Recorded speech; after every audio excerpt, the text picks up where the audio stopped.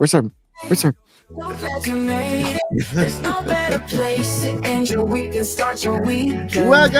the New Topic Hype Podcast.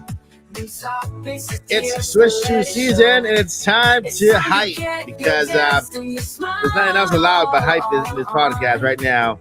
This is not the music that I was looking at. I'm feeling happy with New Topics Podcast. I feel like dancing with New Topics Podcast. It's been a hard week, but I feel better now. It's time to flow with the New Topics. Can you guys hear that?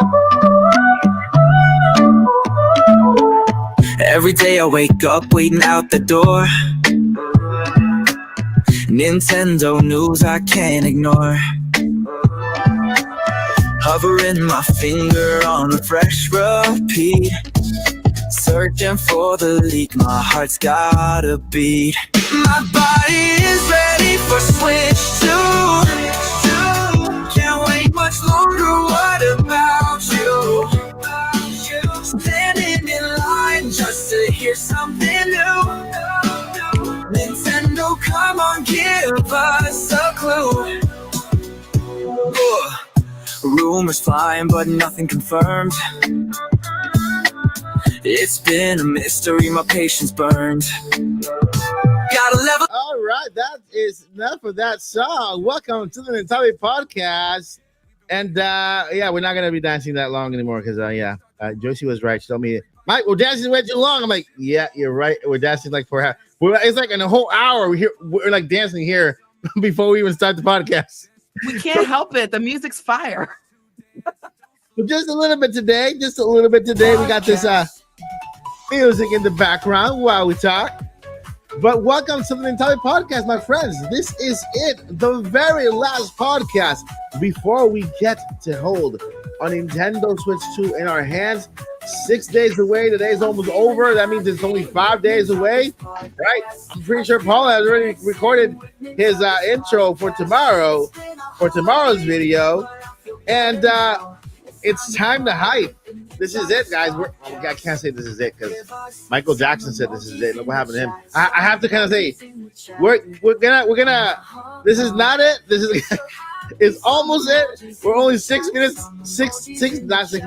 6 days away, and we're gonna get there. Hi, are you hyped, Joycey? Read our private chat. Guys, that joke took me out. It's sending me. I'm sorry. Okay. Thank you guys for hanging out with us on Fridays as usual. I am Joycey J, Link's favorite auntie. Thank you so much for coming out with us tonight. That threw me out so bad. I'm very excited for tonight. I'm very excited to talk about Switch, and gosh, what a time we have had with this little tablet, y'all. It has been a great 8 years. Great. Boom. Bam. We're apps. All right, and over to the great, the Forrest, the Gale, the Paul, the network. What's up, Paul? I was playing a little bit of Mario Party just a moment ago, and I'm going to continue later tonight with the family. We're excited for some Jamboree and taking advantage of the new camera and stuff like that because my son and I had a really good time with that one at the Nintendo Switch 2 experience. So, nice. Getting in some last rounds potentially of the current version, which is Super Mario Party, not Mario Party Jamboree even. Actually. Yeah. So the other one. But yeah, it's been a pretty good day. It's starting to feel like summer. I know summer doesn't start yet, but like Los Angeles had a hot day today, which is kind of weird because just a couple days ago it was cold. So we're flipping back and forth. Pretty weird, but overall doing pretty good. And like you said, yes, tomorrow's video has been recorded for the 5 days until the release of the Nintendo Switch 2. And it is one of my favorites, if not my favorite yet. I think it's going to be a really cool one. I think people are going to be happy. Yeah. You'll see tomorrow. Yeah, that's awesome. I mean, I like that one with the dog today. Was it? Did you give the dog a treat? He was like trying to get behind your hand. A little bit of peanut butter, yeah. Yeah. See, now that it's out, you can tell us the secrets behind the magic. Yep. Yeah. Peach had a little bit of peanut butter. And then the Mario one from last week, he had a little bit of cat treat. Oh, that's awesome. That's nice. That's awesome. And let's go over to N64 Josh. What's up, Johnny? What's going on? How's you, Johnny? That's all right. That's okay. Can you go back to the last like overlay we had for a second? The high one For a second. Let's go at it. Like I think over here. I think when it comes back, let's see. Yeah, what is Thunderstash Gaming doing down there?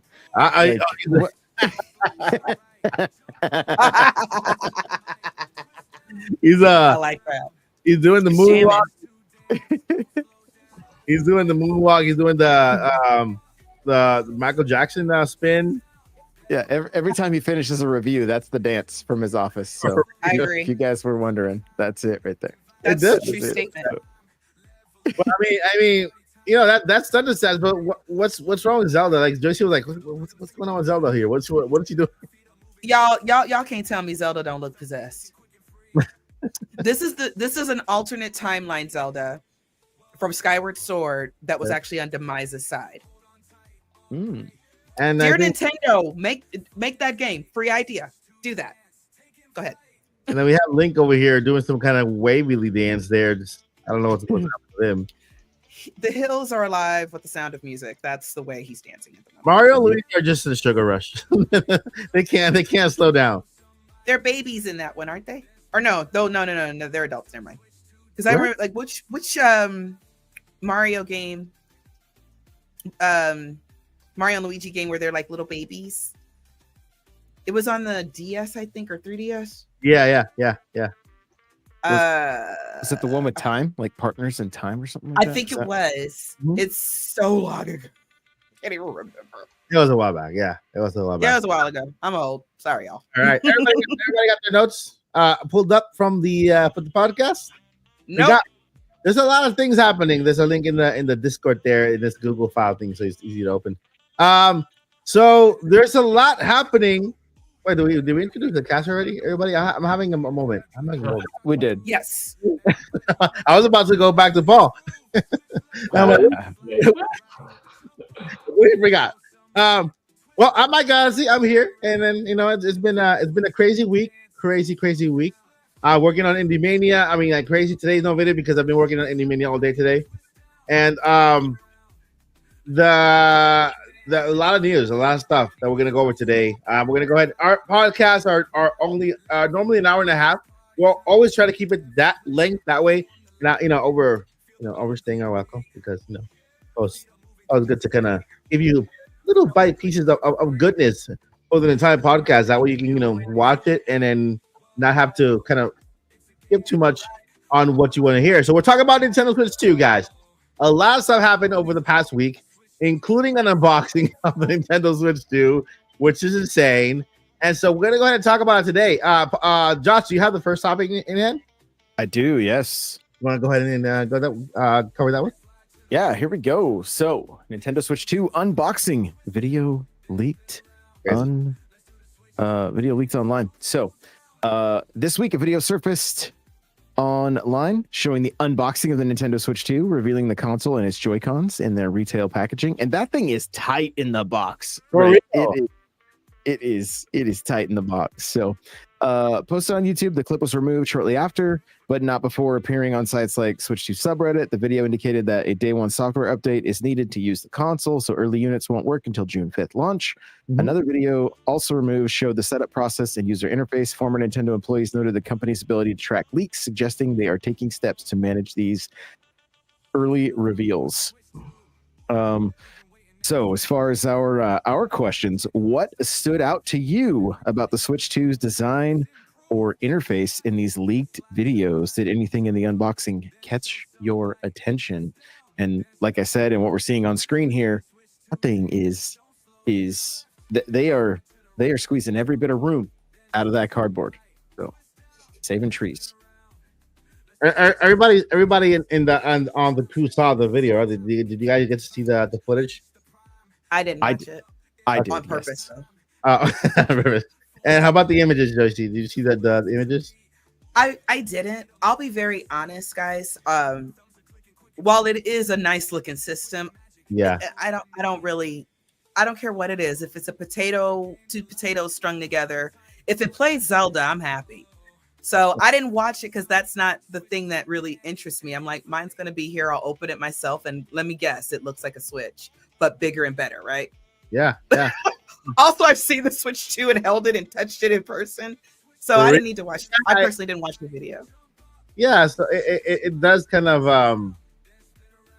I think that these leaks are not hitting the same way as a leak should, just because we've known this from the get-go, even before Nintendo even announced anything. We saw the system, we saw the Joy-Cons, we knew they were magnetic, plus we had the experience, the Nintendo Switch experience. There's a lot of footage that came out of there. A lot of us already played it, right? And then the only thing here that's leaking is the box layout, how things were packed in, and this is Nintendo saving money, trying to save money on the box, because I mean, look at that Nintendo Switch. If that box falls on its edge, hopefully nothing happens to the screen because it's right at the edge. There's like almost no protection on the bottom or the top, and so that just tells you how big the Nintendo Switch is and how much Nintendo is trying to save on packaging, because even the Joy-Cons are like sideways to a corner like that, right? And yeah, so what do you think, Paul? I think it's a nice box. I stopped at basically the image of the flap being pulled open and seeing the following. I'm like, I'm going to do my own unboxing video. I want to be pleasantly surprised for the first time as I peel back plastic and cardboard each time. As simple as it is, I'm going to keep that for myself. But yeah, smaller packages are better for retail because it allows you to put more of them on shelves at a time. And you can hold 250 of something instead of 180. And that just is good for, management and distribution purposes, visibility on the shelf and all that kind of stuff. It's not big, it's not clunky. Yeah, it looks like it's a pretty tightly packed in box, but that's also good, in environmental purposes.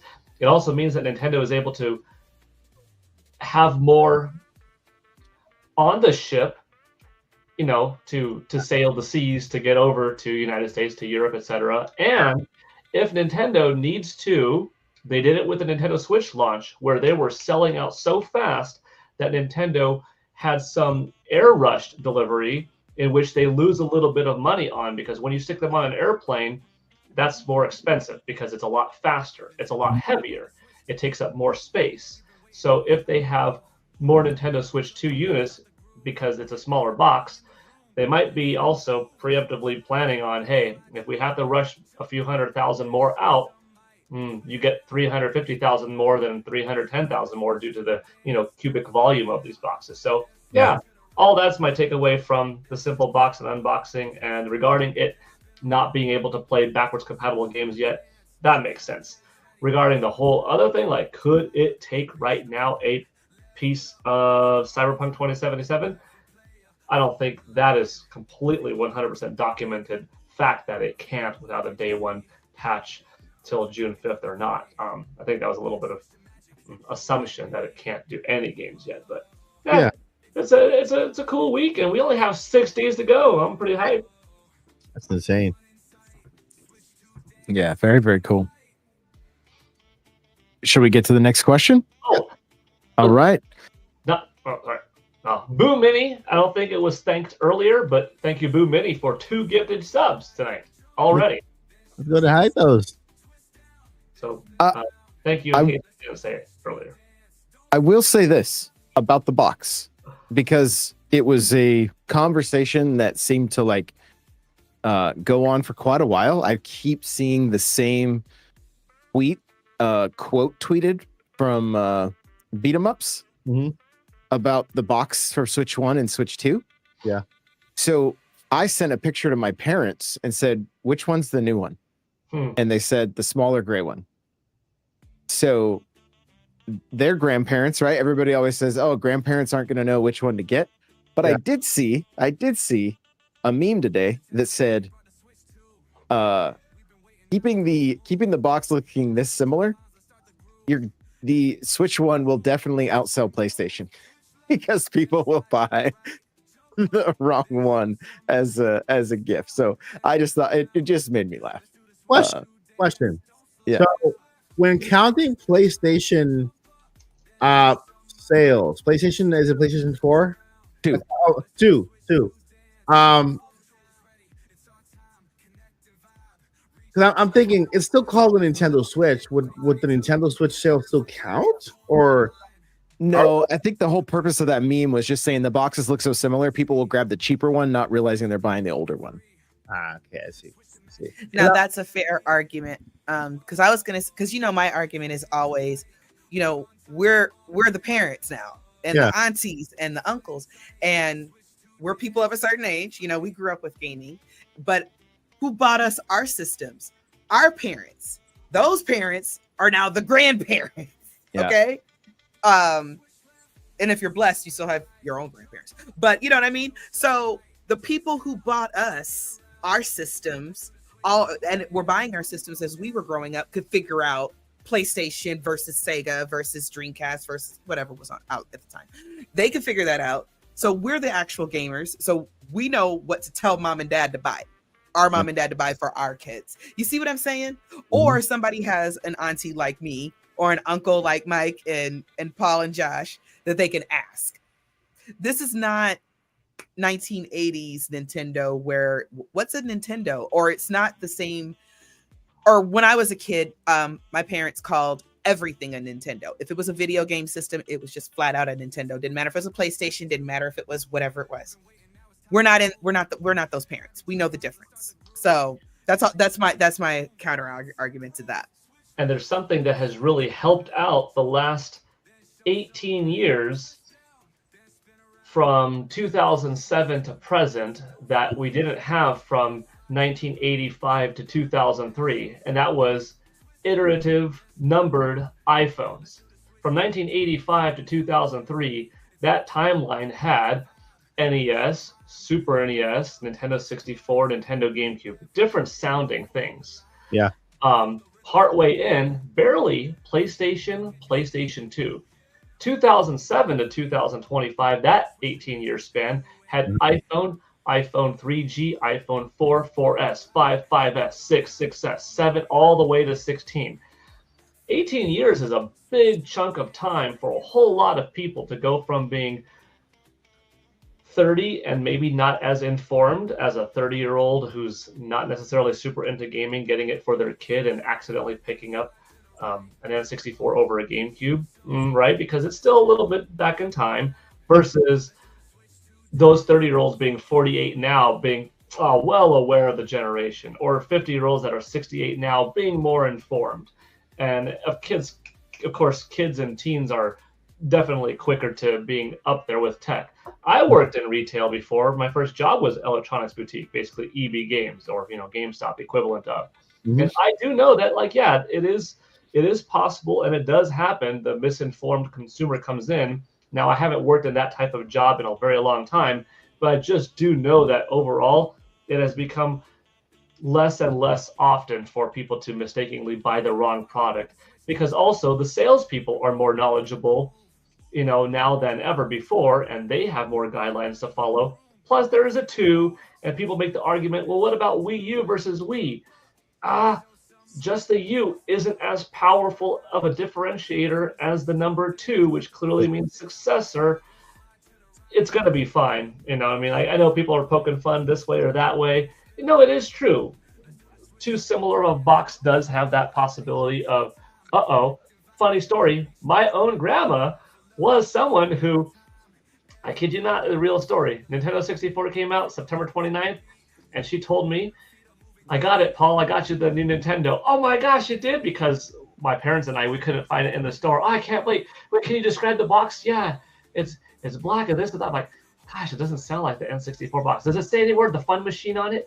I can't see that, but I see character. And I'm like, gosh, I think you're describing something different. But it's not the Super Nintendo box. What it was when I went to her house was a Super Nintendo box that came with Killer Instinct. And I'm like, that's why it was there. I already have this one, Grandma. But then we returned it very, very kindly. She tried, and then like that same weekend, I got my N64, and I got my N64 like October 6th, so just a week after launch. But there you go. There's a real story of one of us on the podcast whose grandparent, now at the time also an older lady, tried, a little bit misinformed. The person was like, "Yeah, here's the new Nintendo. It is new, but this isn't even like new 3DS," which that could be a mistake. This says freaking 2 on it, and if someone is a lousy salesperson, they're not going to con you and say, "Oh, so you want the new Nintendo Switch? Here you go. Here's an OLED." They will say the newest model Nintendo Switch 2 or the one that came out before. You know, they will help. In general, I think salespeople want to help the consumer, unless if they want to just get rid of inventory. But when there's very little to be made on their end, like getting rid of old stock, they're not going to do that. People are going to be fine. Nintendo Switch 2s are going to sell fine. Will there be some mistakes out there? Yeah, but a relatively small percentage. Anyways, maybe I spoke too long. Thanks for the topic. That's why. So this right here, look, right here, I just asked my mother. If you want to ask grandma that knows nothing at all about tech, about even box designs, which is the new one, which is the old one. I just literally, while Paul was talking, I just sent her this picture. Tell me which one is the new one, which is the old one. I like literally, she knows nothing about tech like that. Yeah, super heavy accent when she goes to the store. People have a little bit of trouble understanding her. And, you know, if she's going to ask for this, she needs to be clear. I was like, okay, which one of these is the new one and which one's the old one? And let me tell you what she said. She just responded. She goes, I think in Spanish, but I'll translate. I think the white one is the old one, I guess. I will say this. Nintendo, you could have done a little bit better. I agree. When I see them side by side, I'm not confused at all. But then again, I've been getting my Apple iPhone in the same white box for years before I decided that I'm not buying anymore. So I get it. And to be fair, it is kind of the way of electronics in all across the industry, but it would have been nice to have like a big fat Mario sticker somewhere on the front that says includes Mario Kart bundle or something like that. I mean, a really big one or a specialized Mario box or something like that. Something a little bit more. Exact words. If Blanco is a little, I guess. LOL. So she's Spanglish. I love it. Yeah. So yeah, she pointed to the OLED as the old one, like just guessing, and I think the 2 gave it out, right? So I think what Paul was right in that respect. That number 2, you put both logos together, and one doesn't have a 2, and the other one has a 2. I think that's easy enough for the common folk out there, the common grandpa, to understand. You know, even though one box. It looks smaller, but it really isn't. It's probably the same. It's just that one is wider and shorter. The other one is kind of thinner and longer, right? And so, yeah, I mean, I don't think there'll be any confusion with that number 2 there. You know? Okay, guys, this is what you tell your grandmas and your grandpas and whoever else can't count to 2. What you tell them is go into the store and say, "I need the new Nintendo." Okay, right over this way, ma'am, sir, whatever. And they're gonna say, and then you're gonna see they're gonna see the 2 boxes, and they're gonna say, "What's the difference?" And the salesperson should say, "This one is the new one. It has more power or whatever. This one is sold very well, but it has less power. Which one do you want?" That's it. Unless it's Walmart. Do not send them to Walmart because they don't know what a Switch is. Walmart don't. First of all, Walmart. Shut up. Go ahead. Listen, I went to Walmart on the day before the Switch to, the 23rd, right? Because the 24th of April is when the pre-orders restarted. The 23rd, like, you guys having pre-orders in store for the Switch 2? What's the Switch 2? They said this was like 4 people. They sent me over to the home department to find like the electric switches you put on the wall. and that was the Switch 2. You need two You of them? gotta say Nintendo Switch 2. You need two of them? You gotta say Nintendo Switch 2. You gotta say the whole thing. It's like a Tribe Called Quest. You gotta say the whole thing. I was like, you know what? I'll take three. I'll take three of them. Where do I go? And just walked over and bought 3 Switches. Y'all, we so tired. I know That's I say that wild. every week, but we really are tired. That is wild. Should I hit the next question? Yeah, go ahead. All right. So now that we're close to June 5th launch, with much already shown at Switch 2 experience events, Nintendo's announcements, and prior leaks, do you think these leaks have helped or hurt Nintendo? The leak of the box? No, everything, all together. Just everything that they've shown. I'll kick this off. Yeah. We talked about this last night a little bit on my show. Yeah. And I think one of the things, because like if you really think about it, they almost hit saturation with everything they've shown. How much have we talked about Daemon X Machina 2? How much have we talked about the 007 game that got announced?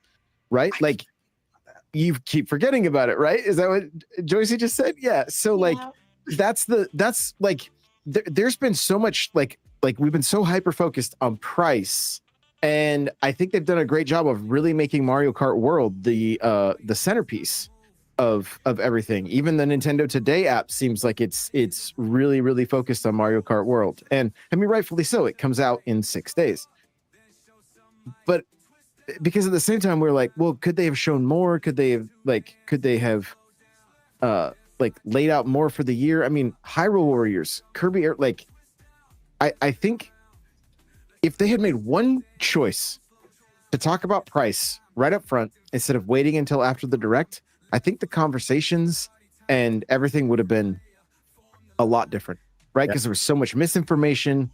There was like, if anything, they're going to take notes on that. I think that's the only thing that really hurt them, and I think it killed the hype for some people online. I think for some of us, we're just like, this is where we get our entertainment. This is what we're gonna continue to play and talk about, and then there's so many people out there that don't even know. I literally was walking into the gym tonight. This guy was like, "I love your shirt." I'm like, "Are you picking up Switch 2?" He's like, I said, "It's coming out this week." He's like, "Oh, really?" Like, didn't even know, you know? And somebody that apparently likes, because my shirt says "Our princess is in another castle." So like somebody that's, you know, a Mario fan, right? So I for me, I don't think it hurt or helped. I think I got to a point that I was like, I'm tired of listening to leaks. I'm tired of hearing about leaks. I think a lot of creators were tired of talking about leaks. We just wanted legitimate news. And then I feel like some of us that are big fans, it almost felt like almost like clean up on aisle 7 as we were trying to like keep the hype alive and keep the positivity going for the good stuff that was there. And so that's kind of where I'm at on it. Yeah. I agree. What do you think, Paul? So, I'm sorry. Go ahead. Just go ahead. No, Paul. I don't think anything hurt. I just do think that it would have been cooler if none of the mouse related stuff got leaked at all, because that was Nintendo's big thing. Like if somebody just came out there and said, "Oh, it's going to be a bigger screen. Oh, it's probably 8 inches. Form factor pretty similar. Bigger Joy-Cons. It's going to have like 12 gigs of RAM or something." But they didn't mention anything about, the kickstand on the back is kind of like U-shaped, but they just left out the fact that, dude, these Joy-Cons could go on their side and totally function as mice. Then seeing that January 16th 2-minute video would have been like, whoa, for the first time. So I think that's the only thing that kind of hurt, but it didn't hurt in the long run because it just hurt Nintendo's feelings in not being able to deliver it the proper way, because they put years of R&D into this and you want it to be delivered the proper way. But even that being prematurely kind of shown out there Which, keep in mind, like even on that January 16th with the mice rolling around, it wasn't actually a complete confirmation on that day, right? It just, we even knew about it ahead of time, but it didn't hurt in the grand scheme. Just would have been cool from the fan perspective to be blown away. Like, wait, are they hinting at mouses?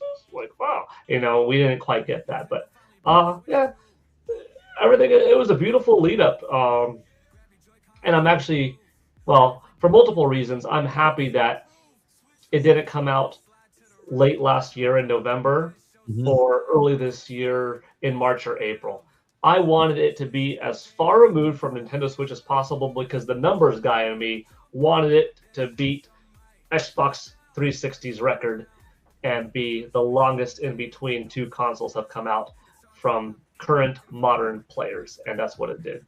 And it also gives a little bit longer time for Nintendo Switch to be Nintendo's only selling system, because once Nintendo Switch 2 comes out, Nintendo Switch sales aren't going to drop off like nothing, but it will decline more.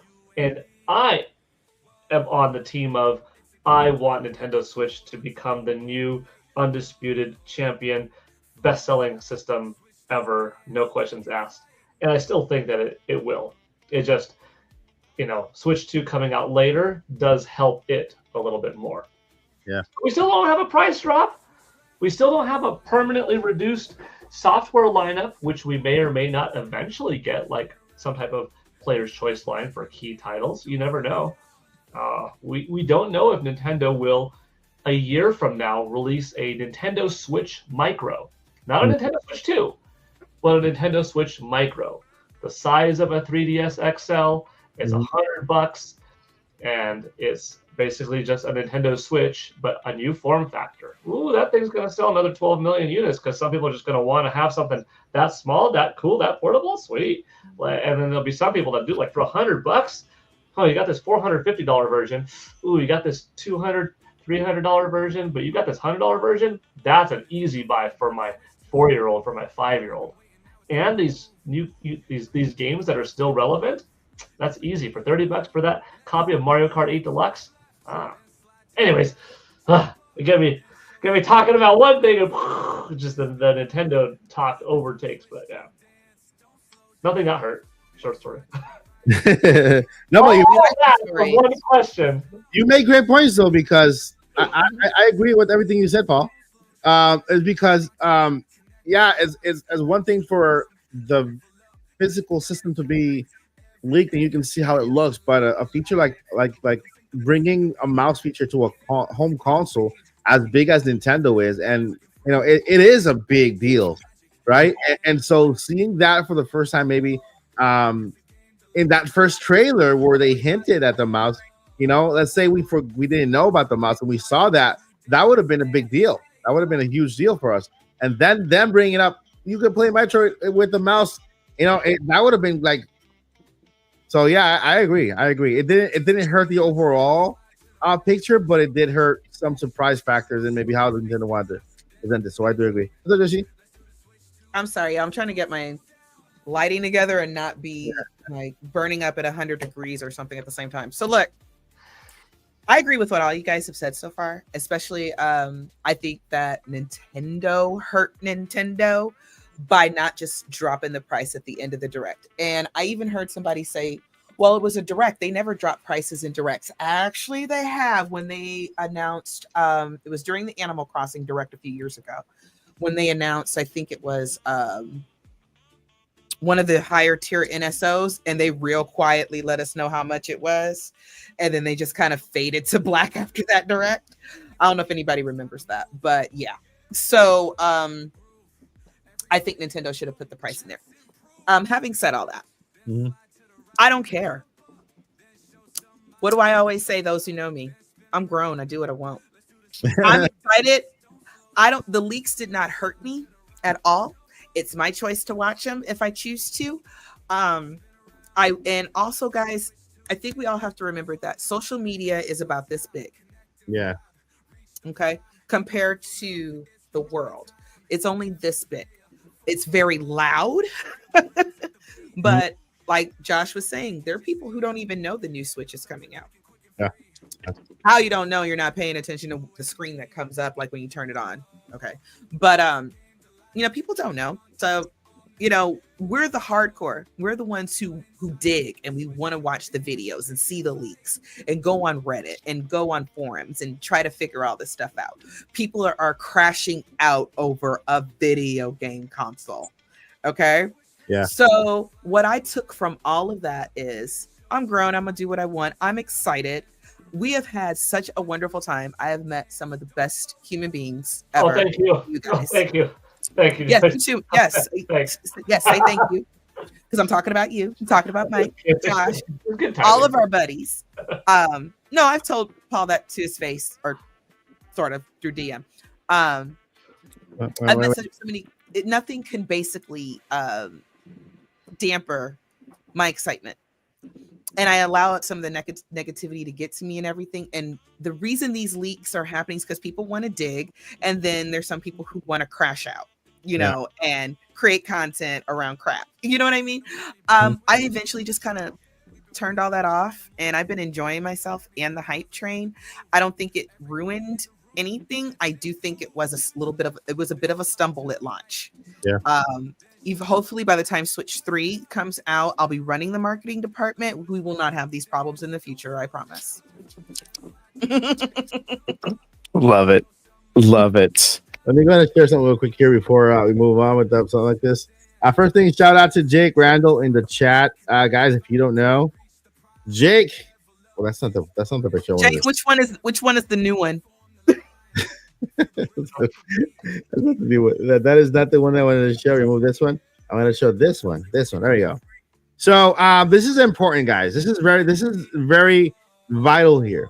Okay, this is the best video, literally on the internet, that you can watch to get ready now for Nintendo Switch 2. So I encourage everyone, like right now, everyone here. So after the podcast, go ahead and watch this video by Jake Randall. This will literally give you all the information. He covered like literally almost every store that is doing anything at all for Nintendo Switch 2.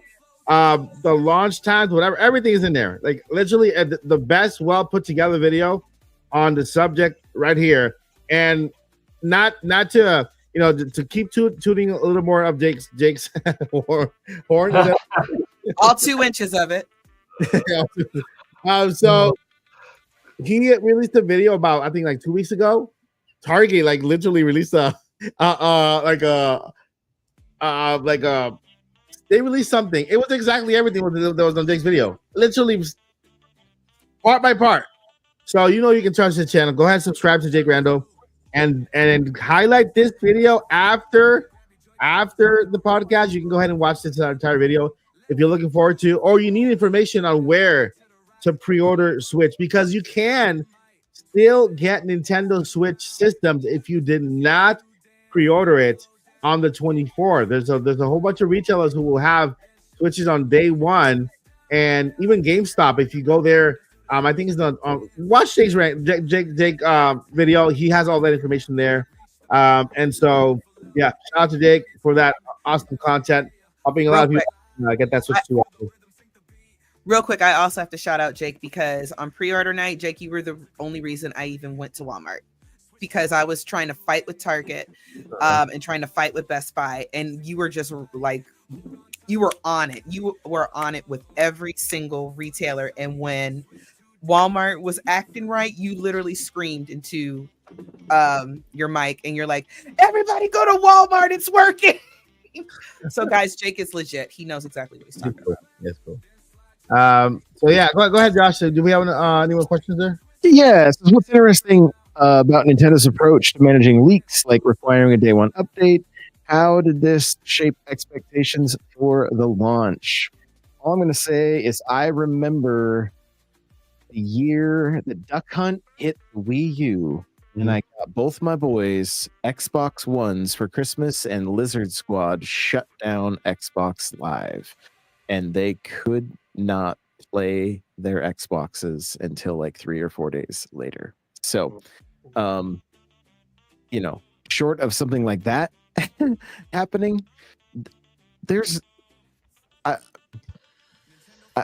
it's a non-issue for me, I guess, as far as like the whole you gotta be on the internet to get your Switch to work. Like,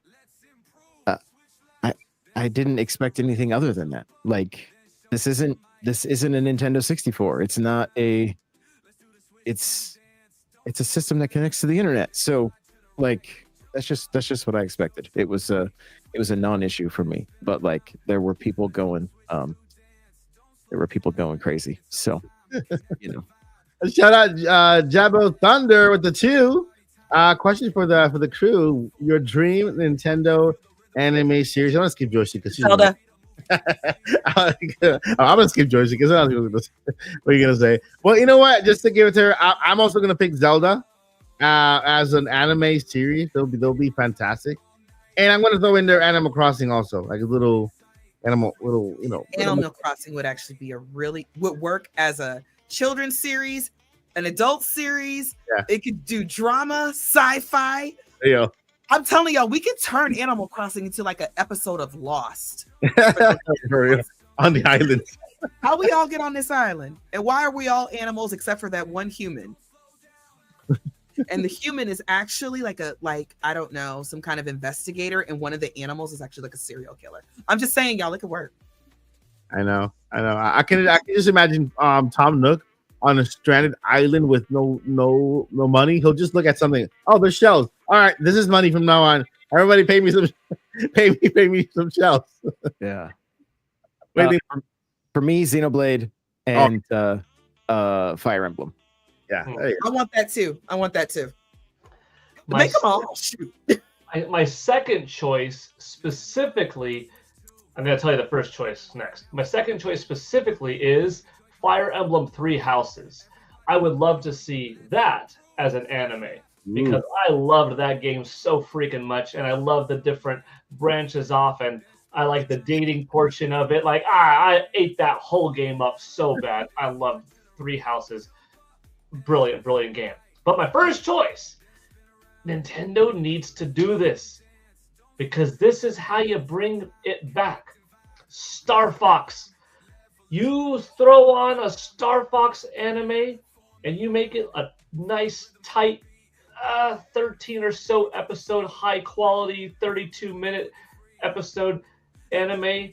And then as that anime ends, you do a once a week kind of thing. Yeah. Over 3-4 months, right? And once that ends, that's when you have the brand new, beautiful Star Fox game come out. And you had a few months of anticipation, and you're launching the toys, and you're launching the amiibo, and you're launching the new t-shirts and the swag and the cool posters. And that game's got so much character, so much charisma. It's so hot. You do an anime with a good studio and launch it on a platform with a high install base like Netflix probably, and you roll it right into a new game, and you make that game super dope. And like that's what Or drop it on the app. Like the it. Nintendo app. Star Fox, man. The Star Drop Fox. it on the Nintendo app too. Like we get like previews like the night before it goes up on Netflix. That'd be crazy. That'd be awesome. Listen Well, you to know- Paul. Somebody get Paul his Star Fox. You know, Nintendo is working on a streaming service for themselves. So I'm guessing this is just a phase, like what they're doing here. Because one of the patents, by the way, the only patent that hasn't come to pass in the past, every single patent I've covered, every time I covered a patent that had a feature like the clock, remember the clock, guys? Like 3 years ago, the clock is right there. The game sharing, that image with all of the Nintendo, all the screens here, and then one over here, game sharing. It's a thing, right? So it's already available. There's a patent that we covered. The one that has not yet come to pass is the one where Nintendo's showing us like a UI, and it has episode 1, episode 2, episode 3, episode 4, and it has like series this, season 1, season 2, season 3, season 4. I'm like, wow, this looks like a streaming service like Netflix, but for Nintendo. And so they are already in movies. Right now. We got Switch 2 with the game sharing and everything. That's the one thing I'm expecting. And so maybe this Nintendo will try to start making content. You know, that's another revenue because right now they're Furukawa is the Godfather. The guy's like, he's making the money. You know, Super Nintendo World movies. So it's 2 now. You know, And so hopefully that'll be the other part there where we can see maybe anime stuff coming up. Maybe Pikmin the anime. Mm. I would like that. Why not?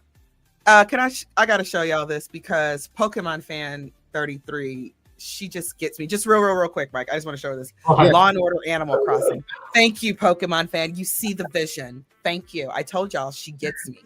That is I told hilarious. She gets me. Oh, I put Cryptic super chat back up. Thank you. No. My issue with the day one patches is it's unoperable. With the key cards and cards bundles, we are just assuming servers are working and not getting highly traffic. I mean, that's a good one. That's a good one because we don't know yet. You know, we have no clue how this launch is going to go when it comes to the servers online. I know apparently, I know King Chris were talking about the day one. The eShop will be like, in the past, it's become like very, very slow just because everybody's downloading at the same time. You know, especially Mario Kart. It's a digital game. If you buy the $4.99 version, it's digital, so everyone's gonna be downloading that game at the same time. You know, so we'll see. We'll see. Hopefully, Nintendo. Yeah, go ahead. So when it comes to the day one patch, doesn't that just mean you have to download something before you can basically really use your Switch 2? Yeah. And isn't that basically because of the fact that everything leaked last gen and Nintendo's doing the best that they can to try to prevent that from happening?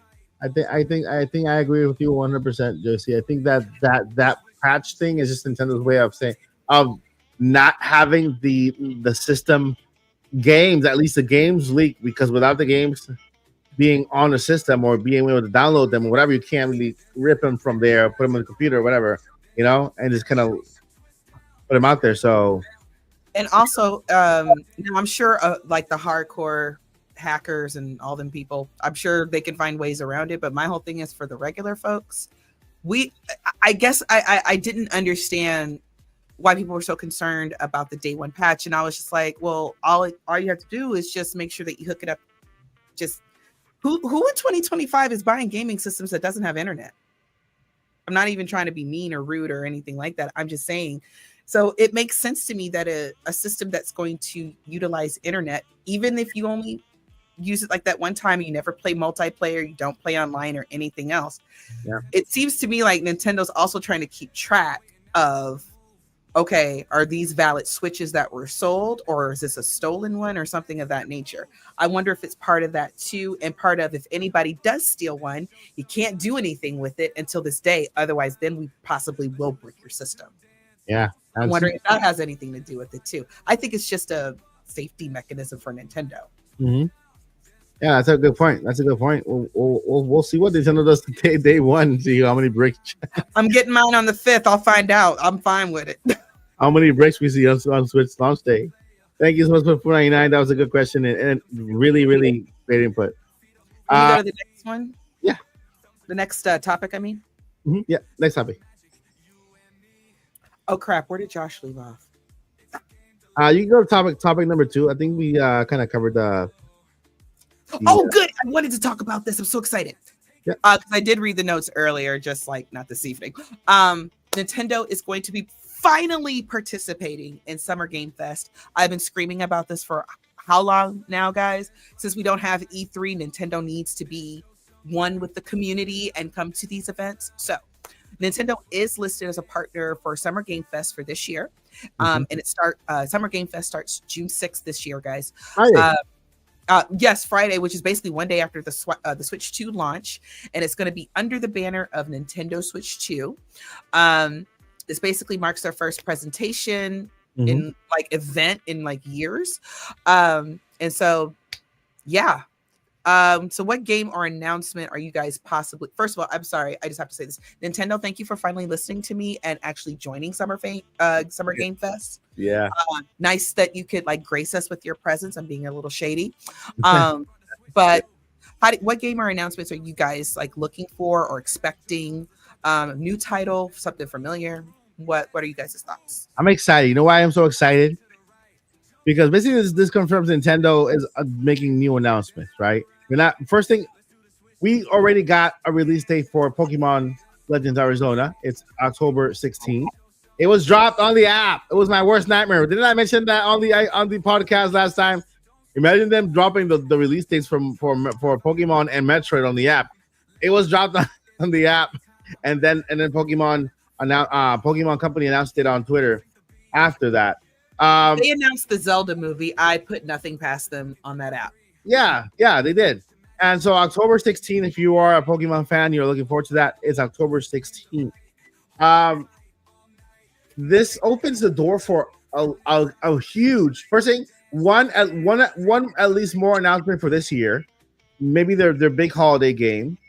And not only that, but a big 2026, like a big year for Nintendo Switch 2 in first party releases. Now, I'm gonna mention just my top 3 or that I believe that if Nintendo takes the stage, these games can come, right?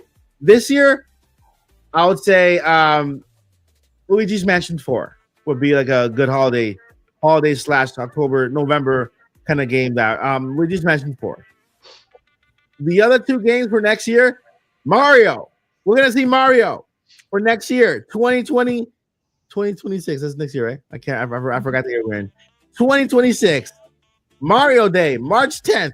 We'll get another Mario Direct with Big Mario for a future release and Animal Crossing, the next big game, the one that started the entire cozy revolution. Animal Crossing. I think we're gonna see it this year, for next year, and a little more about that FromSoft game that's exclusive for Nintendo Switch 2. I think we'll see that one too. Yeah, that's all I'm gonna say about that. About a Nintendo being. I have some thoughts. I don't know if you'll like the thoughts, but I have some thoughts. Very good. It's not that I don't think that we can't get anything like, wow, this is cool. Because I don't disagree with you, Mike. Mm-hmm. I just don't know if they're ready to do because Summer Game Fest basically, guys, is our new E3. Because we don't have actual E3 anymore, and that's okay. And it's a day after launch. I don't know. I want Nintendo to come and impress, but I don't know if they're going to announce anything new. So wait, ask me real quick. Go ahead. What were we going to ask me? I don't think Nintendo's going to be on the 5th, though. I think that they're probably going to be like the week after Summer Game Fest, and then they're I'm sorry. That's what I meant. I'm sorry. Yes, at the actual event. So the thing is, I think we're going to get updates, though, on like Metroid Prime 4. Mm-hmm. In fact, I wouldn't even be surprised if they start pushing the mess out of that during Summer Game Fest. Mm-hmm. But if they're actually going to do, and I know we have some certain things for summer and things like that, but I really don't see Nintendo blowing us away again until fall. But I'm hoping Mike's right. Oh, by the way, yes, Ocarina of Time remake is still on the table, and we could also see it. We could see a teaser this year. Maybe like I hope that was true. I hope that maybe just like some kind of view, and then also like an Ocarina playing or whatever, and then that's it, 2026 or whatever, something like that, like just like a little teaser, I would love it. All they have to do is just that opening piano. Yeah. And we have to hear Epona's hooves and just see a little bit of Link. Everybody's gonna cry, and that's gonna be the only thing we talk about. Just everybody cried when all we saw was a Metroid Prime 4 logo just saying in development, and then we cried for like almost like the full generation. Yeah, 8 years. 8 years. But we got it. It's a good segue to this super chat. It's also mentioned 8 years. Netweed 09. Thank you so much for the 5. This is far more exciting than Switch 1 build-up, where I feel where we're mainly just nervous because Nintendo was in such a bad state 8 years ago, right? Because before Wii U, they were trying to prove themselves. Now they have proven themselves for the past 8 years. Paul can tell us a little bit about those numbers, right? What's the current count for the Nintendo Switch, the latest in sales? Right now, 152.12 million. And that beats the initial number that PlayStation had before they came up and say, "Oh no, we had 160." It was 150, and they added the 10,000 after that. They said those are the final sales, and I'm like, if Switch One passes, they're gonna say, well, guys, we find another 5 million. It's just gonna go back and forth. And then they also had that the PlayStation 2, and also had that smaller version, and the price drop, right? And so that continued to sell. They're counting those two. Nintendo has not yet had a price drop at all, and you know, and went up to 152 minutes. Imagine if they would have had a price drop, let's say, a year ago. That number would have been broken a long time ago. Yeah. 60. I ain't even trying to be funny, but I think it's kind of gangster that you can sell your whole stock at regular price for an entire gen. I from the business side, I'm sorry, y'all, but that impresses me a lot. That really impresses me. And people, Paul flexing. Paul's always flexing. He wants to make sure that he inspires us to get in the gym. I already gave up the cake, Paul. What else do you want from me? I want you to subscribe to the black belt tier of my YouTube channel and join me for some live workouts every month. I gotta give it to Paul. That's genius marketing when it comes to the tier. That's awesome. I was prompted. A fair question. He was. Let's see here. We got another super chat. Did we read Pat's one? All right, there you go. Yes, Lottie, I gave it. I think this is the blowout we are looking for at Summer Game Fest. As of now, no Xbox games, no Ubisoft games. That usually supports Nintendo, Silksong, etc. Yeah, I agree. I already said on Nate's podcast. Hollow Knight Silksong announced now and out in November. I forgot about Silksong. I do think maybe that's going to be the big game. October or November. That's gonna be the big indie game at least. October, November, Silksong announced now. Yeah, Ubisoft as well. You know, Xbox has announced a single Switch 2 game. This is the time to do it, and I think they're not even gonna specifically say Switch 2. We're just gonna add that, like Paul says, that logo at the end. Mm-hmm. We have to watch out for that logo at the end of the trailer, right? Because there's a lot of games that could potentially benefit from that mouse feature. You know, I was gonna say salmon. Sandwich, what? That sandwich. I want a sandwich right now. I'm actually really hungry. I haven't eaten. I was doing Master Sandwich Collection. The Master Chief Collection. Send us sandwiches. I'll tell you what I think Summer Game Fest from Nintendo. What would be the best and what would be really cool, but I'll tell you when you're all done. Okay. I know what's probably gonna happen. Go ahead. Go for it. I want to hear it. Yeah, does it go later? Here's what's probably gonna happen. All right. Doug Bowser is gonna come out on stage, and they're going to show a brand new Metroid Prime 4 Beyond trailer, including the first release date of it, because we still don't know it. And then he said, but you're also in need of something new while I'm here, so dropping today on the Nintendo Switch eShop and Nintendo Switch 2 eShop, digital versions of Metroid Prime 2 and Metroid Prime 3 Remastered. Enjoy. Yep. And then that also means that Metroid Prime 4 Beyond will be coming out in a few months, like September or November. Okay? That's I think a realistic outcome of new trailer for a game and eShop releases of Metroid Prime 2 and 3. Here's what would be super dope, though. Doug Bowser comes out on a jet ski, and they show a brand new trailer for a new Wave Race game, and it's coming out this summer because it's hot and it's summer and it's Summer Game Fest, and like you can't have summer without fun in the water. Jet ski, brum, brum, brum, brum, and then like they have a little bit of a water thing and stuff, and they get some of the audience wet. The jet ski splashes around. Wave Race, bam, awesome. But here was so. Realistic, not realistic, but pretty cool. And then here's the top one, which is not realistic, but would be the best. Phil Spencer comes out, Doug Bowser comes out, and they said through an unprecedented partnership, Microsoft and Nintendo have collaborated together to produce to develop the following. And it's a brand new freaking Banjo-Kazooie game that Microsoft funds, that Nintendo develops, and it goes on both platforms, coming out 2026 or 2027 brand new Banjo-Kazooie. That would be awesome, because I'm looking at the Summer Game Fest audience, and every year I go there, the audience eats up, for the most part, mature and first-person stuff. So that's why I'm going with Metroid as the safe bet. Yeah. But Summer Game Fest, Summer, and Wave Race just is pretty cool. But then also for the greater audience in the world, nothing would be probably bigger hype than like a Doug and Phil Banjo collab. That would just, beyond the halls of the couple thousand people there, for everybody online, that would do the biggest bang, I think.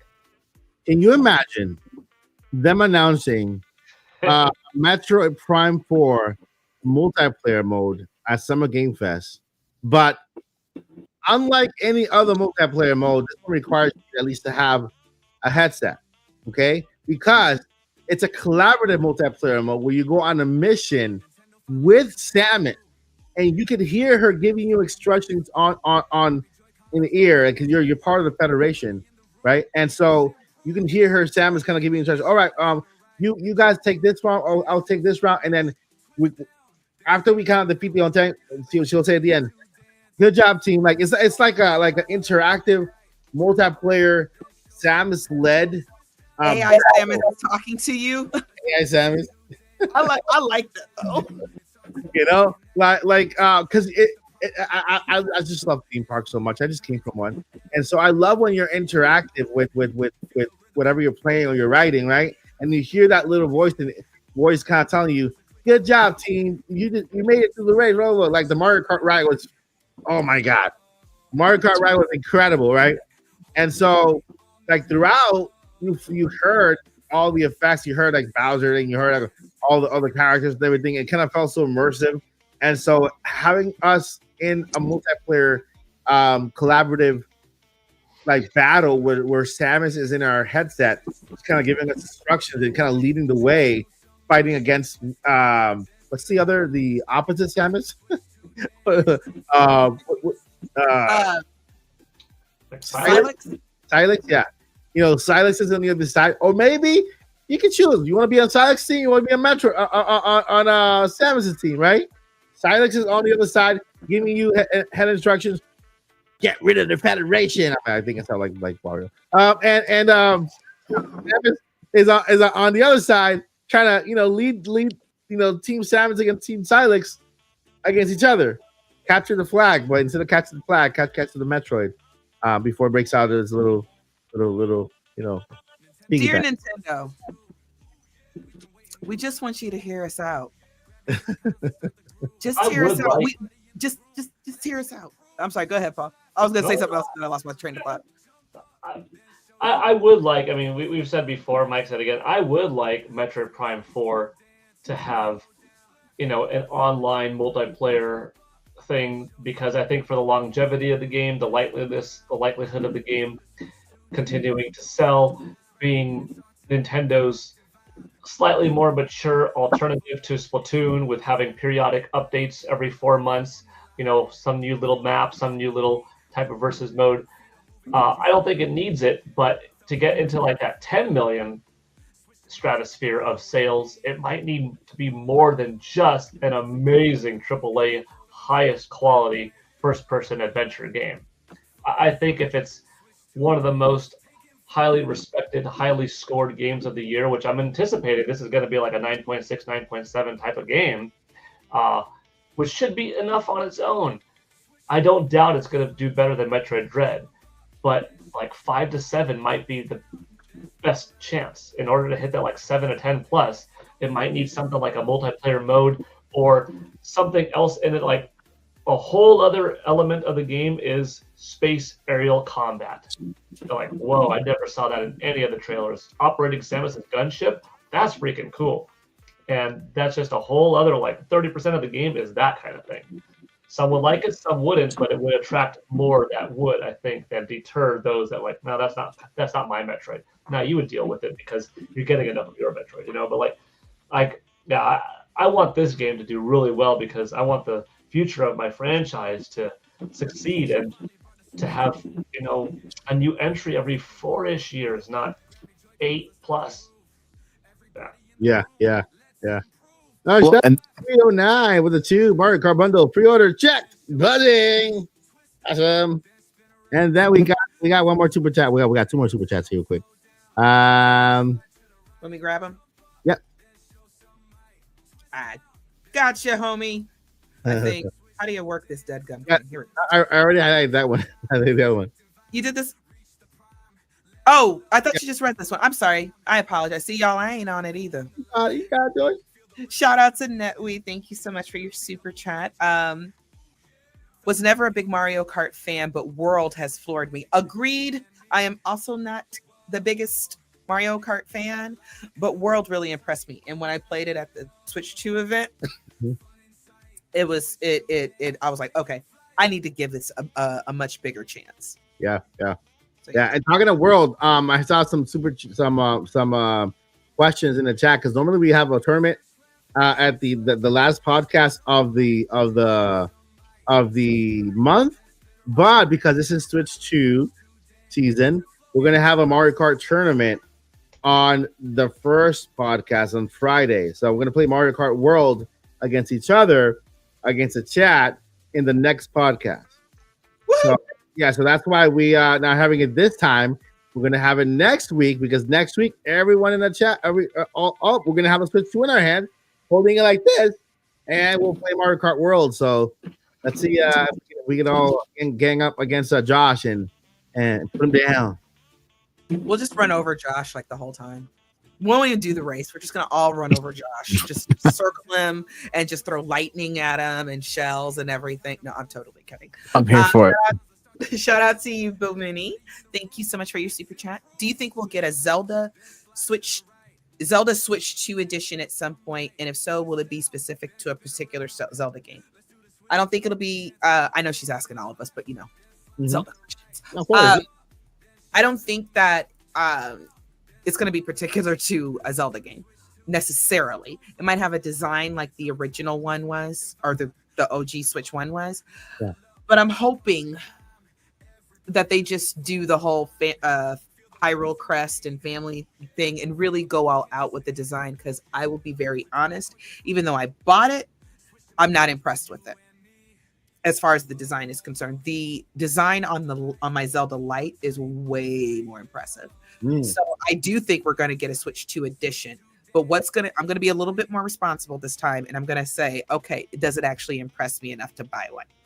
I'm sorry, y'all. I know you didn't ask me that part, but yeah. What y'all think? I also got it because I knew it was going to be the last one, the last edition Nintendo was going to have, like the Switch was going to have.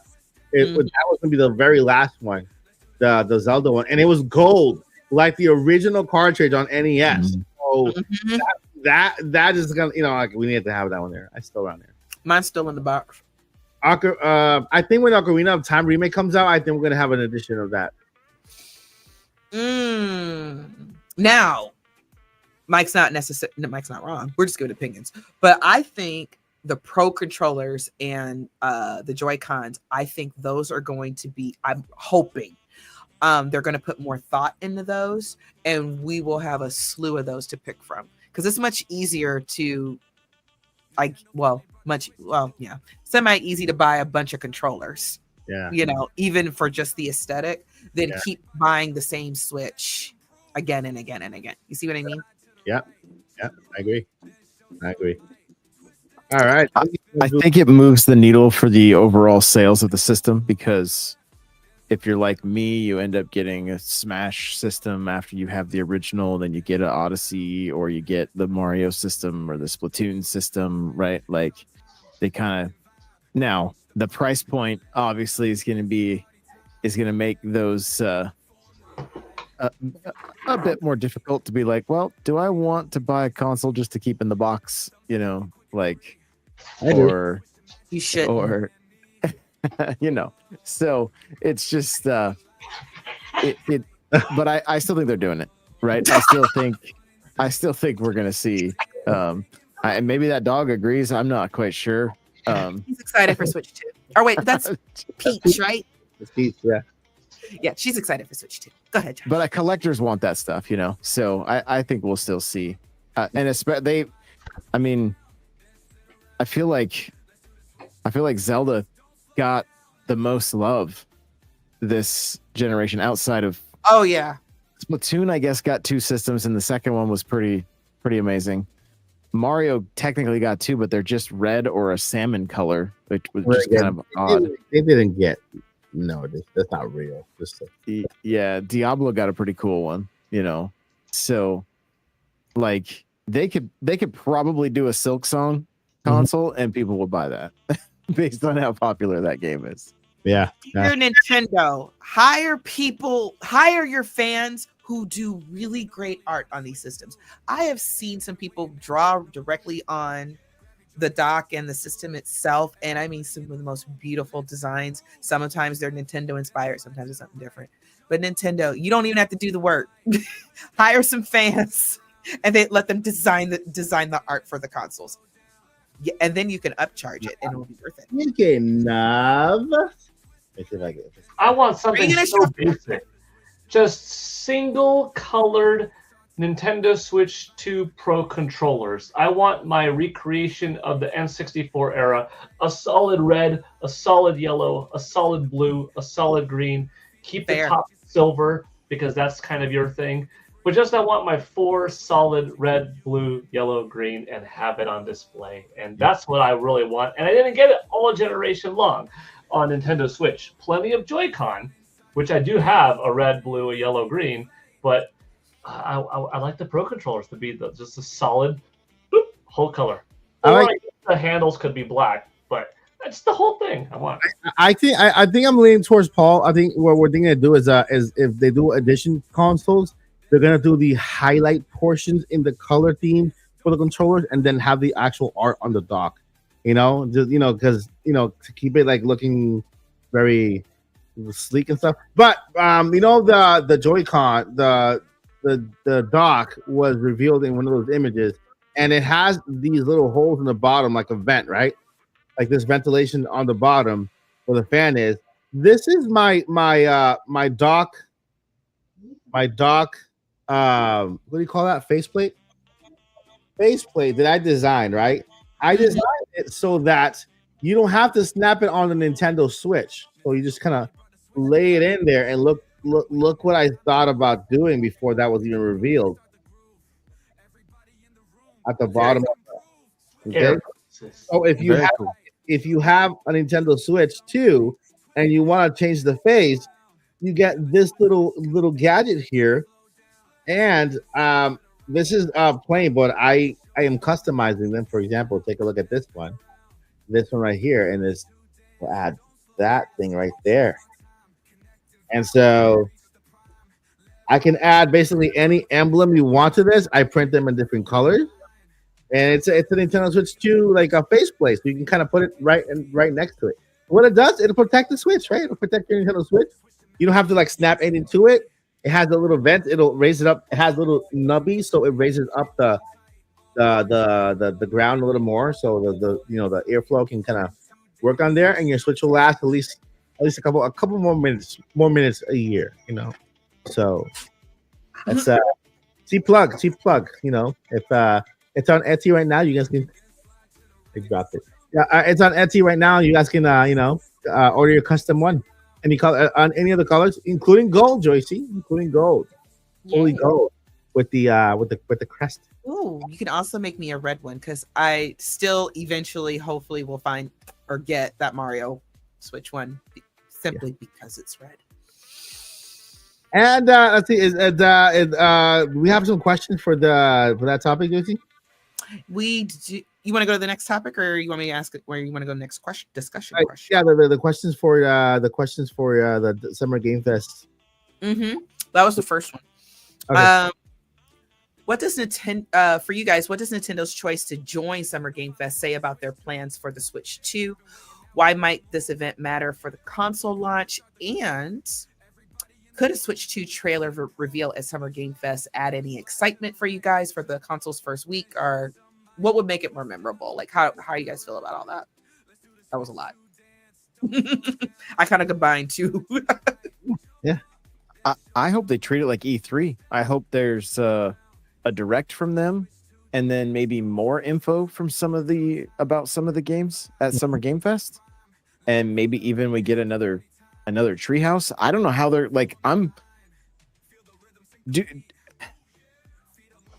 I'm just very curious on how they're going to do it all together, and I'm also very curious on why their branding says Switch 2 and not just Nintendo. Like Xbox has just Xbox, PlayStation just has, and so like I'm curious on what they're gonna, if they're actually showing up like full force, or if they're just gonna throw like a couple trailers out there for stuff we've already seen. Are they kind of dipping their toes in the water? You know, if Jeff Keighley is clickbaiting us on maybe he just saw a Switch 2 logo at the end of a trailer and he's like, oh, I can put this logo here now because technically this game is coming on Switch 2. Yeah, because I mean, I feel like personally, if Nintendo was like, hey, we're really going to be a part of this, it would just say Nintendo. That being said, it is also the launch of their brand new system, so maybe that's why it's not that. But I don't think we've ever seen that from them before. So it's just, but we've never been in this situation before either, because it's just been E3 prior to, and then they started doing their own thing. So I didn't know that, or I didn't realize that. So it's just the Switch 2 logo and not Nintendo's actual logo. Correct. It says it's Switch 2 and it says Nintendo Switch.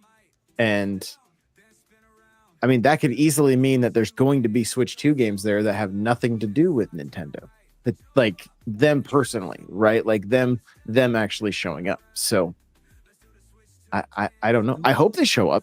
If it will solidify Summer Game Fest as like the place to be. Exactly. Like we can start to get excited about the potential of like what E3 was if the three major console manufacturers are all showing up to this thing. And did PlayStation do anything last year, or they were absent? It was just Microsoft, right? Last year. I'd have to take a look because I've honestly, after the first Summer Game Fest where I felt like they didn't really show anything, I've kind of checked out. That was in 2020 when they did it from their house and with that Crash Bandicoot 4 announcement. Crash knocked on the door and it was Crash Bandicoot. We were gonna do a parody like that in for last year's Indie Mania. I even got the Crash bootleg costume. Oh, nice! I was gonna knock on the door and I was open. They're like, "Hey, do we have a new game?" No, I just came to deliver this. What is it? It's a copyright notice for using Crash Bandicoot on your show when he's not even part of it. That was the idea for one of the segments, just to kind of knock on Jeff's, because Summer Game Fest is the first show he did from his home, right? And so they were all like this, like we are now, and so that was like a thing. Like when I was because I studied a whole bunch. I've been studying like game shows for a long time, like those those showcases. No whammy. Oh, that's way old. Remember what was that? The $10,000 something. That was like, guys. That's even before me and Mike's time. Long time ago. Long time. I gotta shout out real quick to Red Dragon 72. Mike, I know I'm just all over the place, so I'm sorry, but I had to show this. He says, Mike Odyssey, I know why it's just a Switch 2 logo is because Nintendo has no continuous console name. PlayStation has been the same as well as Xbox. This is why you don't see Microsoft and Sony listed. That low key makes sense. Yeah. Or high key. Yeah. Or maybe the marketing guy for Nintendo for the Summer Game Fest decided just to put the name of the console instead of just I feel like Jeff tries to. I know people feel a way about Jeff, but look, he trying, y'all. He trying to give us a home. We got the Game Awards. I want Nintendo to officially be all locked in for Summer Game Fest. I will say this though, I don't know this, but I think Nintendo kind of plans. No, I do know this because it's what every business does. They plan really far ahead. So I'm wondering if, because of the unexpected not shutdown, but cancellation, I guess, of E3, I wonder if they were like, well, that was our plan, and now we're not going to do that. So they just didn't commit to anything. But now that we're in the new era, they got to sell us new stuff. They want to show up at all the things. So maybe I'll be more impressed if we see Nintendo now and we continue to see them, because this needs to be a yearly thing with them. My thoughts. Yeah, it's I'm ready for them to show up. I'm ready. I am ready for them to show up. Like, yo, what if Doug just comes out and he's just like, so y'all think I'm a bad president? Okay, then please see this. And he shows like the most awesome Ocarina of Time trailer, and then we get like the next big Zelda 3D trailer, and then we just get Splatoon 4, and it's just all this insanity, and we're just like we can't do anything else but just be shocked. I kind of hope, I low-key want him to do that. Y'all know I got a little bit of shade in me that would totally appreciate that. Yeah. All right, guys. So Q&A is starting very, very soon. Before we continue, finish with this topic, so go ahead and put your questions in so that we can go ahead and then do that Q&A and answer all of your questions, guys. This is the last podcast. We're almost nearing the end of the podcast for Nintendo Switch, man. The end of an era, literally 8 years of Nintendo Switch 2. By the next podcast, it will be the beginning of a brand new era for Nintendo, and we would be at the other side, right? You don't know yet whether the grass is going to be greener there because we're not there yet. Hopefully it's greener and everything goes smooth for Nintendo. All we know is that the excitement is insane, crazy, and man, I cannot wait. So I want to throw this out to the podcast because it is the last question, the last Switch One podcast. Yeah, the last one podcast. One thing you're taking away from Switch, and one thing you're looking forward to Nintendo Switch 2. Let's start with Paul. Wait, say it one more time. One thing you're taking away with you from Switch, like one memory, one good memory you're taking with you for Switch, and one thing you're looking forward to. Like we're opening the door. We're taking something with us from Switch, and we're opening the door and heading to the future with Switch 2. What is one thing you're taking with you to Switch 2 land? And what's one thing you're looking forward to once you're in Switch 2 land? I can start if you guys need to think about it. Or Joyce, it looked like Paul was like, only because I'm gonna step away from. I have a funny answer, which is my literal answer. Do it. My save files I'm taking with me because I plan on continuing to play certain games on Nintendo Switch 2 thanks to the enhanced edition. So my save files, if I'm going to be silly but serious about it at the same time. And what am I looking forward to most? Just the ambitious evolution of my favorite IP in gaming showcased, Yes. Just how much more bold will Nintendo get with all of the IP that I love already, and some new IP. But if I had a pick, actually, I would say old and tried and true IP more so than what is new. You know what I mean? Yeah. You never know what's going to be the next new IP that you love, like Splatoon. But I already love Mario. I already know I love Zelda and Star Fox and Donkey Kong. Mm-hmm. Yeah. Save files. And, just how expressive the new IP is going to be. If I wanted to give you a little bit of a better answer other than just being silly and saying save files, even though that's the literal one, taking with me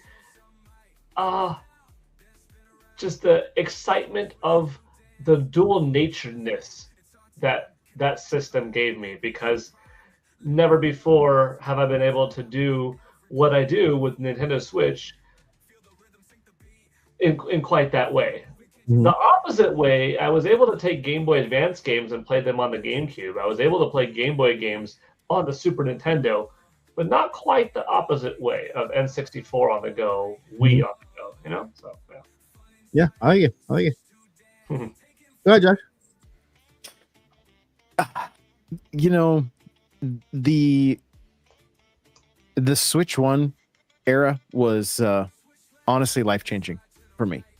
And so I just want to keep that ball rolling, right? Like I just want to keep that ball rolling and keep the I feel like I have laid a great foundation for my content, and the Switch 2 era is going to be where things get to another level. Yeah. And that's what gets like I have been building community around Mario Kart 8 Deluxe for about probably like very seriously for about 3 years, give or take. And Mario Kart World is going to be life changing. I have no doubt. Yeah, I agree. I think that especially your channel with Mario Kart content is going to go to another level with Mario Kart World, because there's so much to cover there, and this is only the beginning. It's already such a great game. It's such a big game, and only the beginning. Yeah, what they have in store just yet, and all the things that we haven't even seen. Right. So I agree with you, man. I agree with you. I'm going to say this to see if anybody in chat. Let me know if you did not know that coins give you your top speed in Mario Kart, because I've mentioned this. I mention this all the time in videos. I mention it all the time in my podcasts, and mentioned it yesterday. Had multiple people tell me I did not know that coins help with top speed. So let me know in chat, you guys, right now. I want to see how many of you didn't know coins. 10 coins is top speed. So, and I'm not Matt Williams says, "Stop! You're clowning me." I'm not clowning you. This is a lot of people just think they're just like throwaway item, and in Mario Kart World, 20 coins, it's gonna be a very big part of your strategy when you're racing.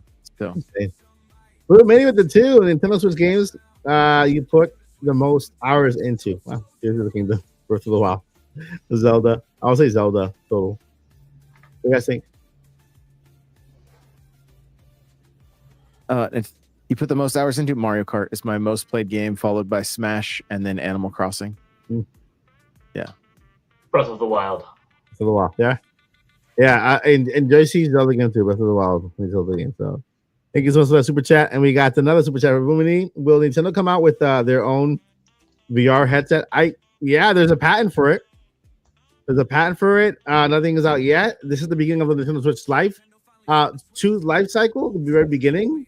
The system has more power. The future is bright for Switch 2 right now, and they can do anything, right?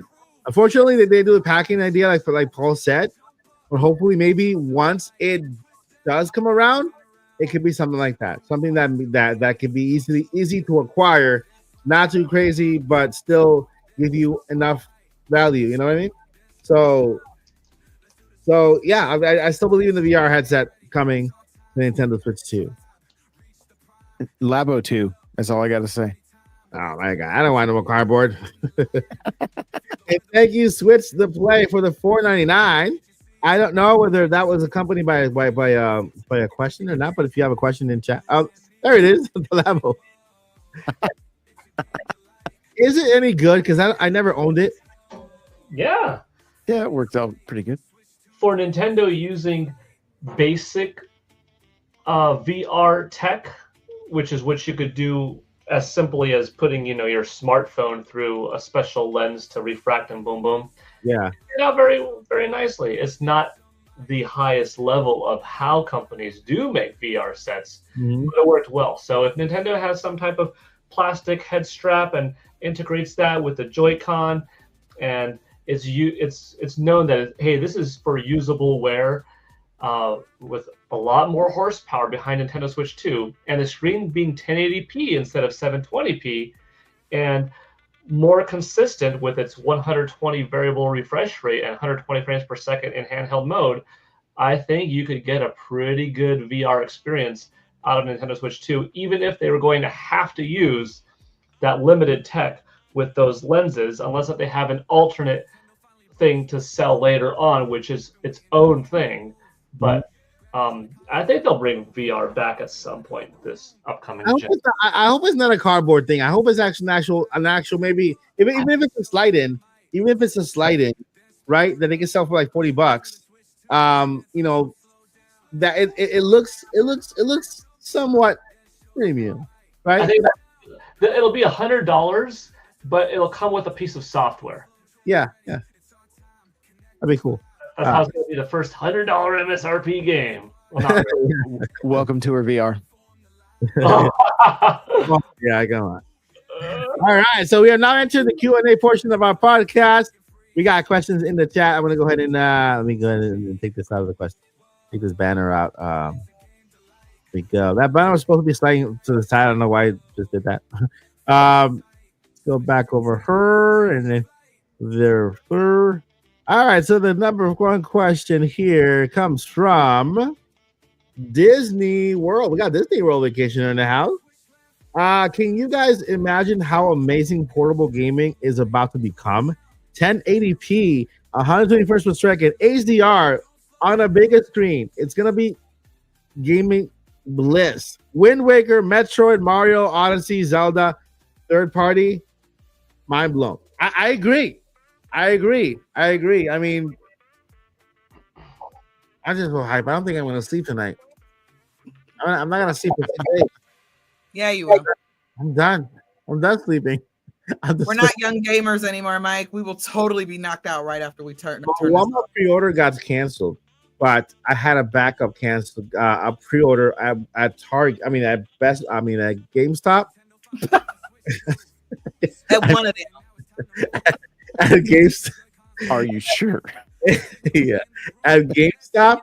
And so at least that wasn't the bundle. That was just the Switch because the Walmart was the pre-order one, the bundle one. But at least that was a backup that I had. You know, okay, I have a pre-order. I'm not gonna freak out. You know, we'll go to midnight launch. I'll just pick up Mario World, the physical copy, which you know, in person, and so it'll work well. But yeah, hype. So like, y'all want to hear something funny? Yeah. So because I was scared Walmart might pull a fast one, kind of ordered a second Switch when I got my Nintendo invite. Neither one has been canceled yet. From Nintendo. Nintendo. So I guess the question is, what do I do with my second one? Let's think about it. Yeah. You dock and you take one on the go. Oh no, the Switch don't really leave the house. Yeah, because I want to sit on my couch in front of my TV. I don't want to take it anywhere. But shout out to those who do. Well, you and the other half got a Switch on day one. Oh yeah, I gotta tell you about that. There is no other half, and we'll leave it at that. All right. Pokemon Pathway 3. Thank you so much for the Anytime. Mike Odyssey, does that mean Nintendo won't have a direct since they are at Summer Game Fest? Well, it means that they do it. It means they are going to have a direct. Even if it's at their own channel, they're kind of joining the festivities of having a show along with all other shows because there's going to be the Summer Game Fest, the main event on that day. I think is 3 hours long, right? And then there's going to be other showcases. Microsoft is going to have their showcase. You know, and they all have in that period of a week, they all have different shows. So if they don't take the stage on June 5th for the main show, then they'll still be part of Summer Game Fest, but with their own show, kind of close to the event, associating themselves to the entire event. Or just like Josh is kind of assuming, right? It could be that there's a logo there. There's really no main logo. There's a system logo. We don't know whether it's Nintendo really, and he's right. We don't know if Jeff just kind of added a Switch 2 logo there just to say, hey, we got Switch 2 announcements coming in. You know, so Switch 2 is part of the pack. But we'll find out and see. Fingers crossed. Thank you for the question, Lottie. By the way, you know, you guys want to know a fun fact? Lottie was the one who came up with the Nintopics podcast name. Facts. And that we put a post. People come up with the name for the podcast, right? And then her name came up in topics. We put it to a vote, and everybody voted. Nintopics podcast. All right, and oh yeah, has anyone had any thoughts about the upcoming Drag X Drive game, that the mouse control function game coming this year? I loved it. I loved it. I played the experience. I think that it was one of my favorite moments using the mouse feature, because you take advantage of not only the using the mouse, but the haptic feedback is incredible. Like it's like when you're dragging the mouse over the table, it feels like you're actually rolling on tire teeth on the ground, like that. Like you actually feel the movement. So I really did love it. It took me a while to get used to it, but it was just so fun. So it's gonna be a big game. I'm gonna get it. I recommend it. Anybody else want to add, Josie or Paul, to the Drag X Drive of your experience with that game? I didn't play it. It's not my thing. Okay, Paul. It's a good, unique experience. I mean, I had fun while I was playing it, but then afterwards, I said, I am curious enough to want to. Sorry, I'm curious enough to want to play it again. I don't know if it is going to be something that I buy, but that will kind of be dependent on just how much more does it show, or how much more does it offer in terms of modes and community and longevity and price in comparison to the gameplay experience that you're going to get. But like, it was a fun enough of an experience that I will want to play it again. So I guess the old me from, well, or the younger me, the me from back in the day, this is something I would definitely rent, but not something that I'm like, oh, I'm buying that day one. But not something that I'm against not picking up either. I just got to see more. I don't know. Why doesn't Nintendo? I don't think it's quite arms tier. Yeah. Why doesn't Nintendo allow you to rent digital games? Just give you access for a couple of times. Rent it for like a month or two. Give you access to, you pay a fee or whatever, and you can rent the game, and then just lose access to it. Right? That's another revenue first, right? I mean, that's renting games is a Game Pass. That's what it is. Yeah, you're right. But even if Nintendo was like $15 for a 7-day rental. Yeah. But for 7 days. Yeah. In my experience, I did like a lot Drag X Drive. I found it very similar to Nintendo Wii Sports.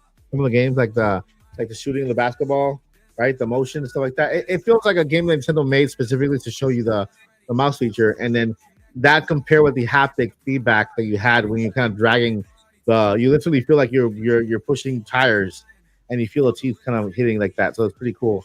But yeah, if that's your cup of tea, that's your kind of game, I recommend it. It's a good game, Hey, Mike. Yeah. Somebody might have to go. I gotta bounce. I'm sorry, guys. I'm sorry. We're at the end of the podcast. It's already been 1 hour and 38 minutes. So at this time, we're just gonna end up finishing up the last questions. But go ahead. Where can we find you, real quick? Guys, I'm N64Josh everywhere, and YouTube, TikTok, all the places. So grateful to be here chatting Nintendo with you guys.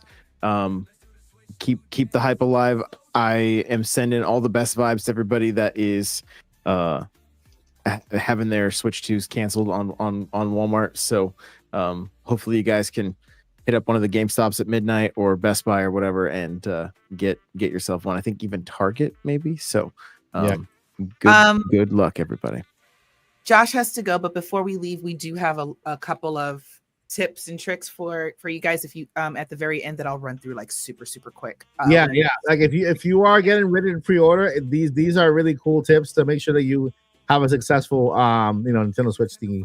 Chicken Man, I like the little icon picture. I tried asking about it, but you never responded on the community post. I wanted to learn more about the dock stand you're making. Well, this is it's basically like a way for you to have a custom Nintendo Switch dock without affecting the dock itself, without you snapping anything on it, or it's just it's a dock face and you can put your Nintendo Switch dock on it, like a little stand, right?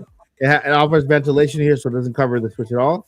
And so that's what it is. It's just a custom thing. You can print. I can print it in different colors and add any logo emblem that you like to it. So basically that's it. Simple. All right. Thank you for the question. Adam, do you think there will be a June Direct? Yes, we answered that question already. And all the other podcast member, I can do the 3 p.m. GameStop order on the 4th. I live in Hot Phoenix, so when should I arrive to guarantee one? Well, I would say 12 noon, right? What do you think, Paul? When do you recommend Alasala to arrive at a GameStop if they're starting at 3 p.m.? They're starting like the event at 3 o'clock. Yeah, you can still once the event starts, you can go ahead and secure your Nintendo Switch, the ones they have in stock extra. So then pick it up later that night at midnight. And they're going to reopen it at 9. So you won't have to wait there from 3 to 9, but you got to get there early enough before 3. Oh, gosh, it might sound like overkill, but like let's assume that the GameStop opens at 11. I would say 2 hours before they open, so 9. So that means like a 6-hour wait. Now that might seem crazy. I've camped out 24 hours for systems in the past, but that's me. That's not for everybody. But I think like 6 hours before, or basically whatever 2 hours is before the store opens, I think that's a decent chance. Might be overkill, but I know that for Tears of the Kingdom, for instance, even that, if you didn't show up early enough when they had their afternoon, here's your little bit of a ticket for Tears of the Kingdom, see you all at 9 o'clock. Yeah, that line went by fast, and this is going to be probably bigger than that. So find out what time your GameStop opens. If they open up at 9, you're not going to like it, but show up at 7 a.m., just 2 hours before, and then that means you've got yourself like an 8-hour wait. But if you wanted enough, it's something that you're going to do. So yeah. And it's only when does this happen? You know, this is like the long. Exactly. How often does this happen? Yeah, exactly. You know, it's been 8 years last time, so that's a good feedback. Thank you, Paul. All right, and we got Blake. What is all of your most expected game to come out this holiday for Switch 1 or 2? Just got home from playing everything off of Switch 2. Super excited. I want a Luigi's Mansion 4 ASAP. I agree. I think Luigi's Mansion 4 could be a possibility for this holiday season. For Switch 1, I'm still waiting. I'm still waiting for Wind Waker, Twilight Princess HD. I'm gonna say those two. For me, I'm gonna go back a little bit on what I said earlier about Summer Game Fest. Maybe there will be more excitement because you're not the first one who's been talking about Luigi's Mansion 4. Mm-hmm. I have not played the Luigi Mansion games yet. Y'all forgive me, it's in my backlog. But I've been hearing that a lot. That's something I think could be announced at Summer Game Fest because that could be a really, or if there is a June Direct, that could really bomb fall game, I guess. Yeah. Luigi's Mansion is that usually a fall game? It feels like fall, maybe because it's or something. Yeah, it's normally on Halloween. Literally on Halloween. Yeah. Okay. So I think we could probably see that a little bit earlier. But as far as holiday is concerned, I believe holiday is Mario. Wow. Brand new Mario. Yeah, that'll be crazy though. That'd be insane if Mario makes it this year. Here, Mike, I got it. All right. Awesome. Thank you. Let me try it. Tsukino Ame. I hope I said it right. Mike and Company for the whole cast. What third parties are you all looking for? Cyberpunk, Hollow Knight Hollow Knight is indie.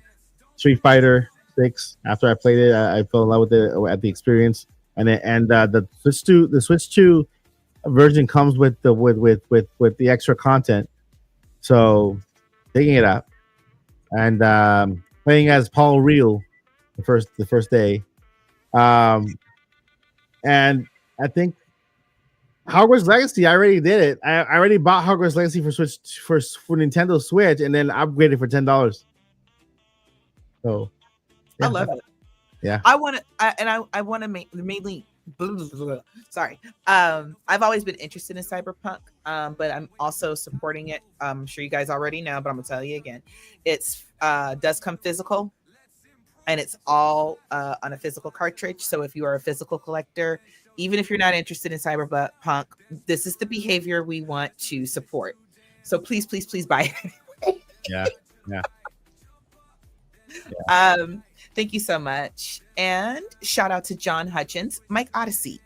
Was it due to incorrect payment info? Nintendo Prime said on his video today that cancellations were due to incorrect payment info.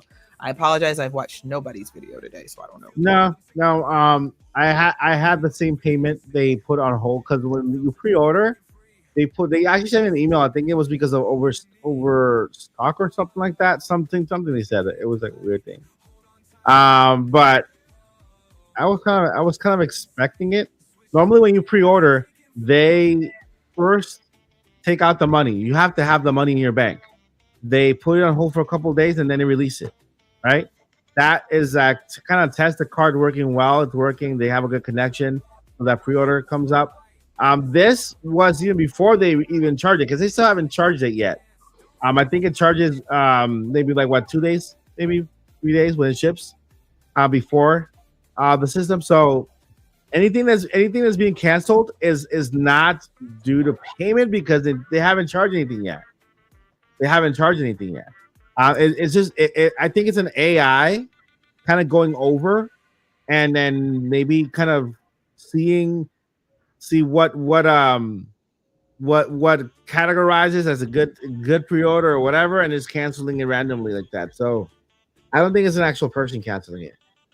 However, I will say this, and I do know this about Walmart as well.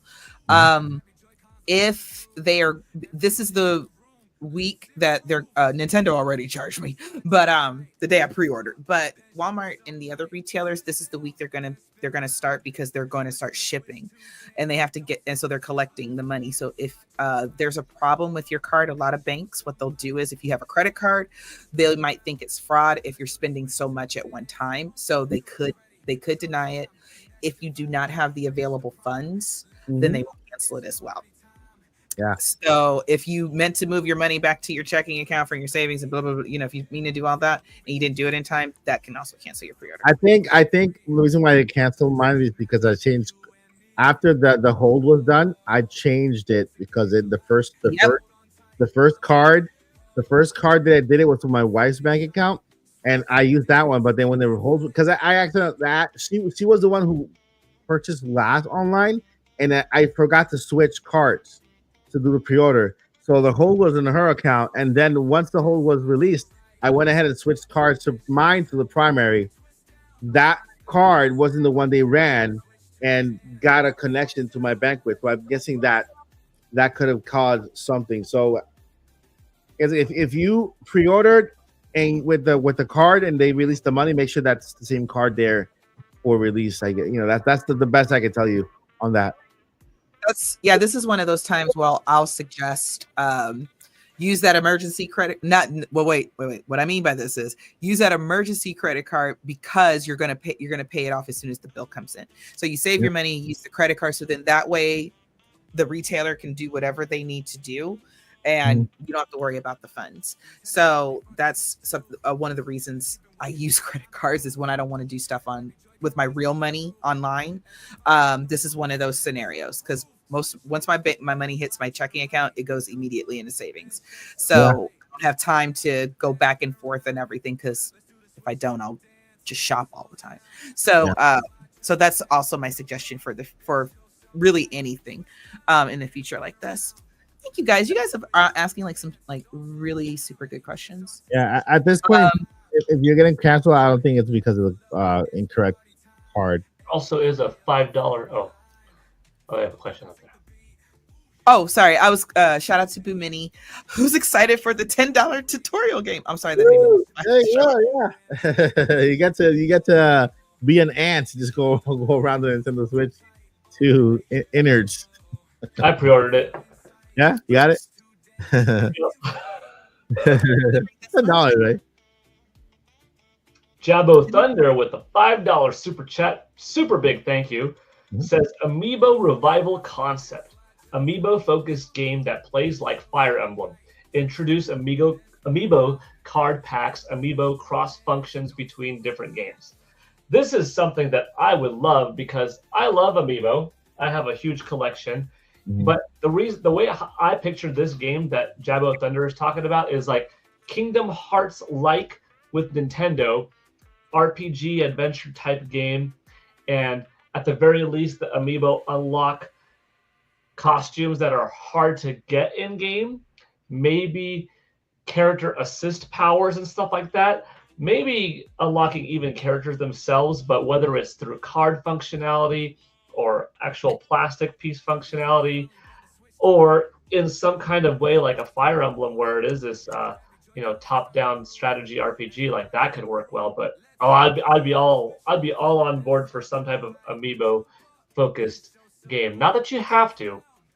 Make it better enough if you do, but not too good that if you don't, you feel left out. That's the fine line when it comes to developing something new. You don't want to limit the audience that feels like, I'm not getting enough out of the experience, and I don't want to invest hundreds of dollars into all this new plastic stuff, but make it worth it if you do have it. It's a fine line that very few people, I think, have mastered when it comes to releasing something like that. Yeah. I'd be down. Amiibo card packs are very popular within the Animal Crossing community. So That's I think that'll be fantastic. Yeah. Thank you so much, Jabo Thunder. I think that's our last question, guys. That's our last question for today. Good You time. guys killed that. Right? It was What do you think, Paul? I got to roll, but I mean, we're here at the end, so yeah. Well, there is one more thing I'm going to go over, guys, because people have been asking, and Mike was so nice to type all this out for me. So I just want to run through it real quick. This is about pre-order information. Guys, I know we're tired. We're about to leave in a minute, I promise.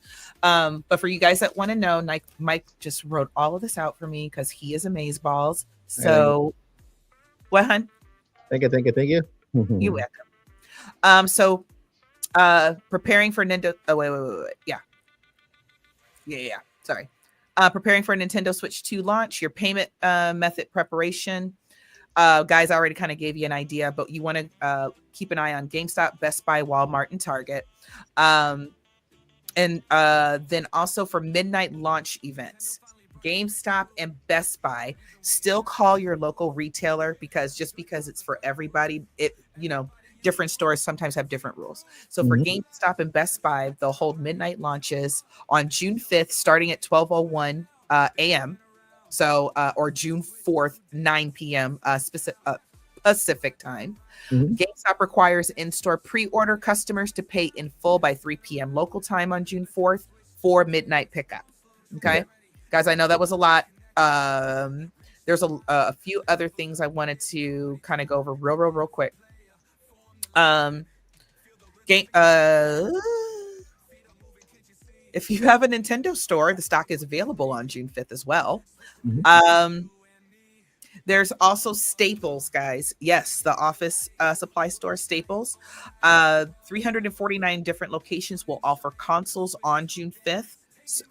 That's from Reddit, but I do know for a fact that Staples is going to be selling Switch 2. Yeah, that was a bit of a surprise. Anything that ain't Amazon and Nintendo got beef. Whatever. Home Depot, Lowe's, Burger King, all of them. I know. Let me get some fries, some chicken nuggies, and You know what? $5 shovel. It comes with a Nintendo Switch. Paul, I like that you mentioned Burger King because this year with Switch 2 generation, I want to see a lot of more collaborations with Nintendo and Burger King and McDonald's, and then maybe offer Amiibos or whatever inside the packing cart. I'll buy like a whole bunch of Happy Meals. Look. Do it with Culver's. At least do it with quality burgers. This is only my opinion. I got the That's cute. the Mario movie box and everything. Look, this isn't it? Something fell on top of my head. Also, Also, guys, Target is going to have in stock Switch 2s in stock on June 5th as well at the store opening. No midnight event. Going back to Best Buy real quick, it's limited in store stock at midnight on June 5th. And at GameStop, additional Switch 2 units are available in store June 4th. I read that one. Sorry, guys. And one last thing, for anybody who wants to sell their Switch 1, GameStop offers up to $175 credit for trading in your original Switch consoles toward the Switch 2. Yeah. Guys, just one last thing. Nintendo was prepared for scalpers, was prepared for drama, whatever. If you can't get a pre-order and you can't get a Switch 2 on day one, please be patient. Please be patient, because Nintendo they're ready to rock this one. They're coming out, they're running, they're hitting the ground running. They're coming out of the gate running, however the heck you say it. I'm so tired. So please don't fall for scammers or scalpers or anything of that nature. Just wait, it will come. So that's all I have to say, guys. I'm sorry, I just had to tell them because so many people were asking. You wrote out all pretty notes. I wanted to use them. Yeah, thank you, Joycey. And I'll go ahead and post everything that's on there on an X. That way, if you guys want to go on X and just kind of read over it, it has information that you guys can use. Also, make sure to follow Jake Randall on X and on his YouTube channel. He has great information on pre-order. He's a pre-order king, so he has all this information. I gathered a lot of this information from what he shared and from other content creators there too. Go ahead, Joycey. You got a super chat? Yes, we do. Shout out to the Skinny Geek. Thank you so much for your super chat. That is cute. I didn't get a pre-order. Will there be stores that have Switch 2 on launch day with pre-order? Thank you so much for your super chat. So you probably heard what I just said. So, or if not, please rewind the stream. And also, like Mike was saying, please follow Jake Randall on YouTube, Twitter, and Twitter. He helped me get my pre-order in. And also the retailers I just listed are going to have some stock in on day one. So if you want to just wait till that day, wait till the doors open and get one there. That's another idea too. If not, please be patient and don't buy from a scalper. Yeah, Best Buy. I think the best retailer right now that has, if you have a GameStop, be there at like Paul said, earlier than opening.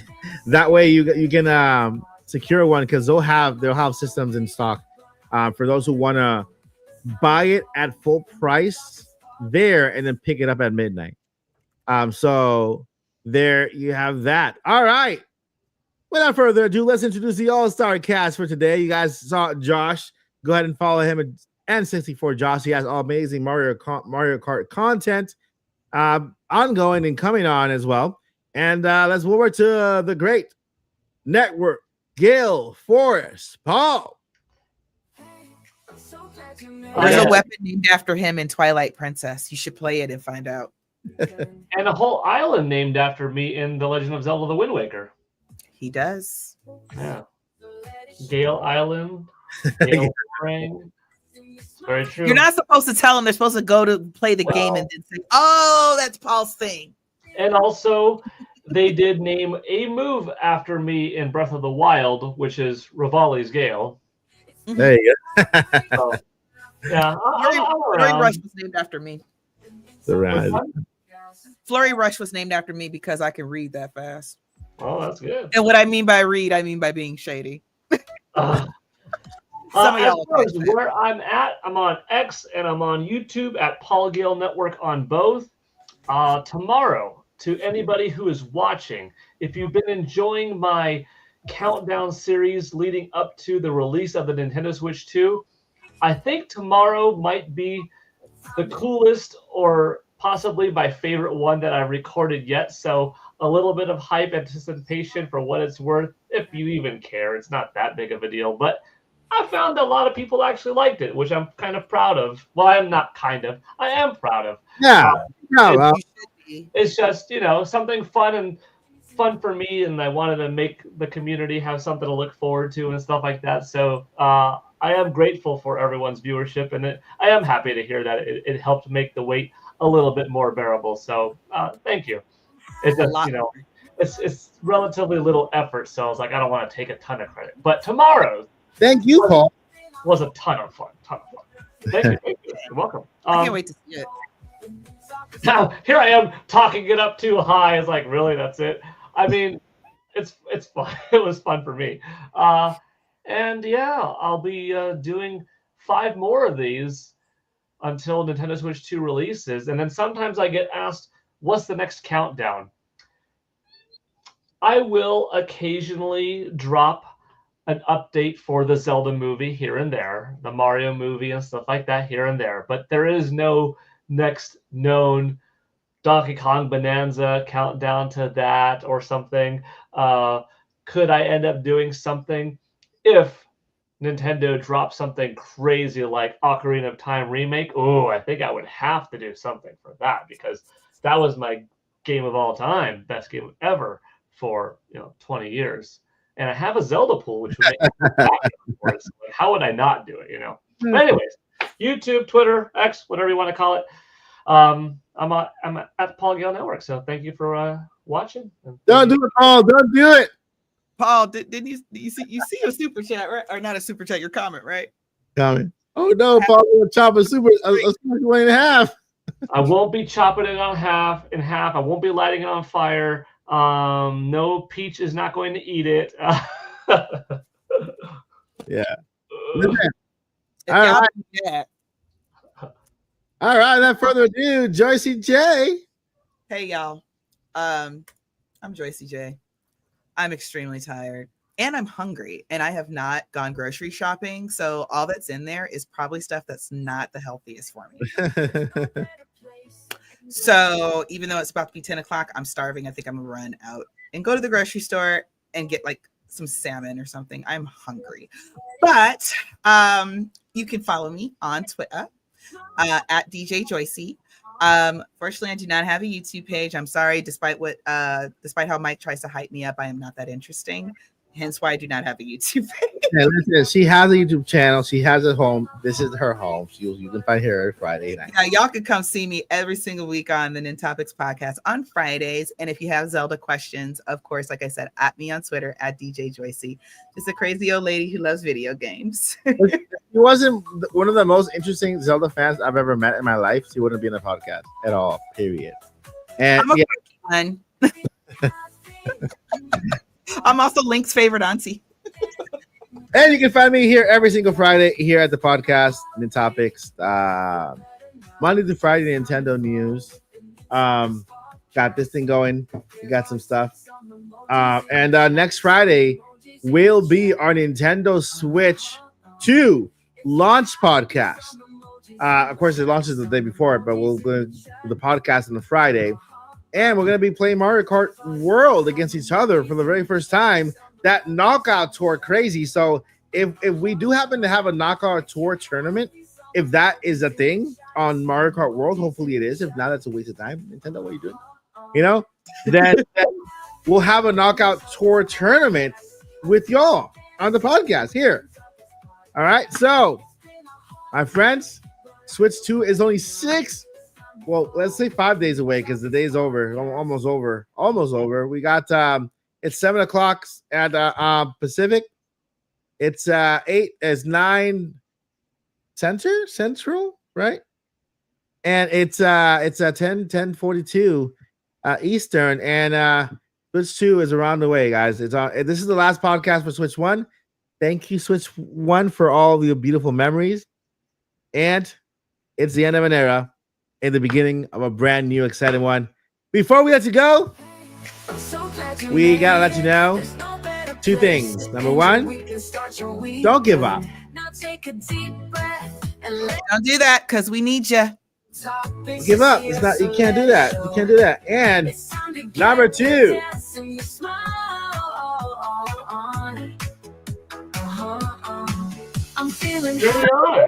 journey on. I don't know who's gonna say it. Somebody's gonna say it. Journey on. All right. Let me find the end part because because it's there. Peace. Bye. Next Good Friday. night, guys. Mid Topic Podcast, all things Nintendo.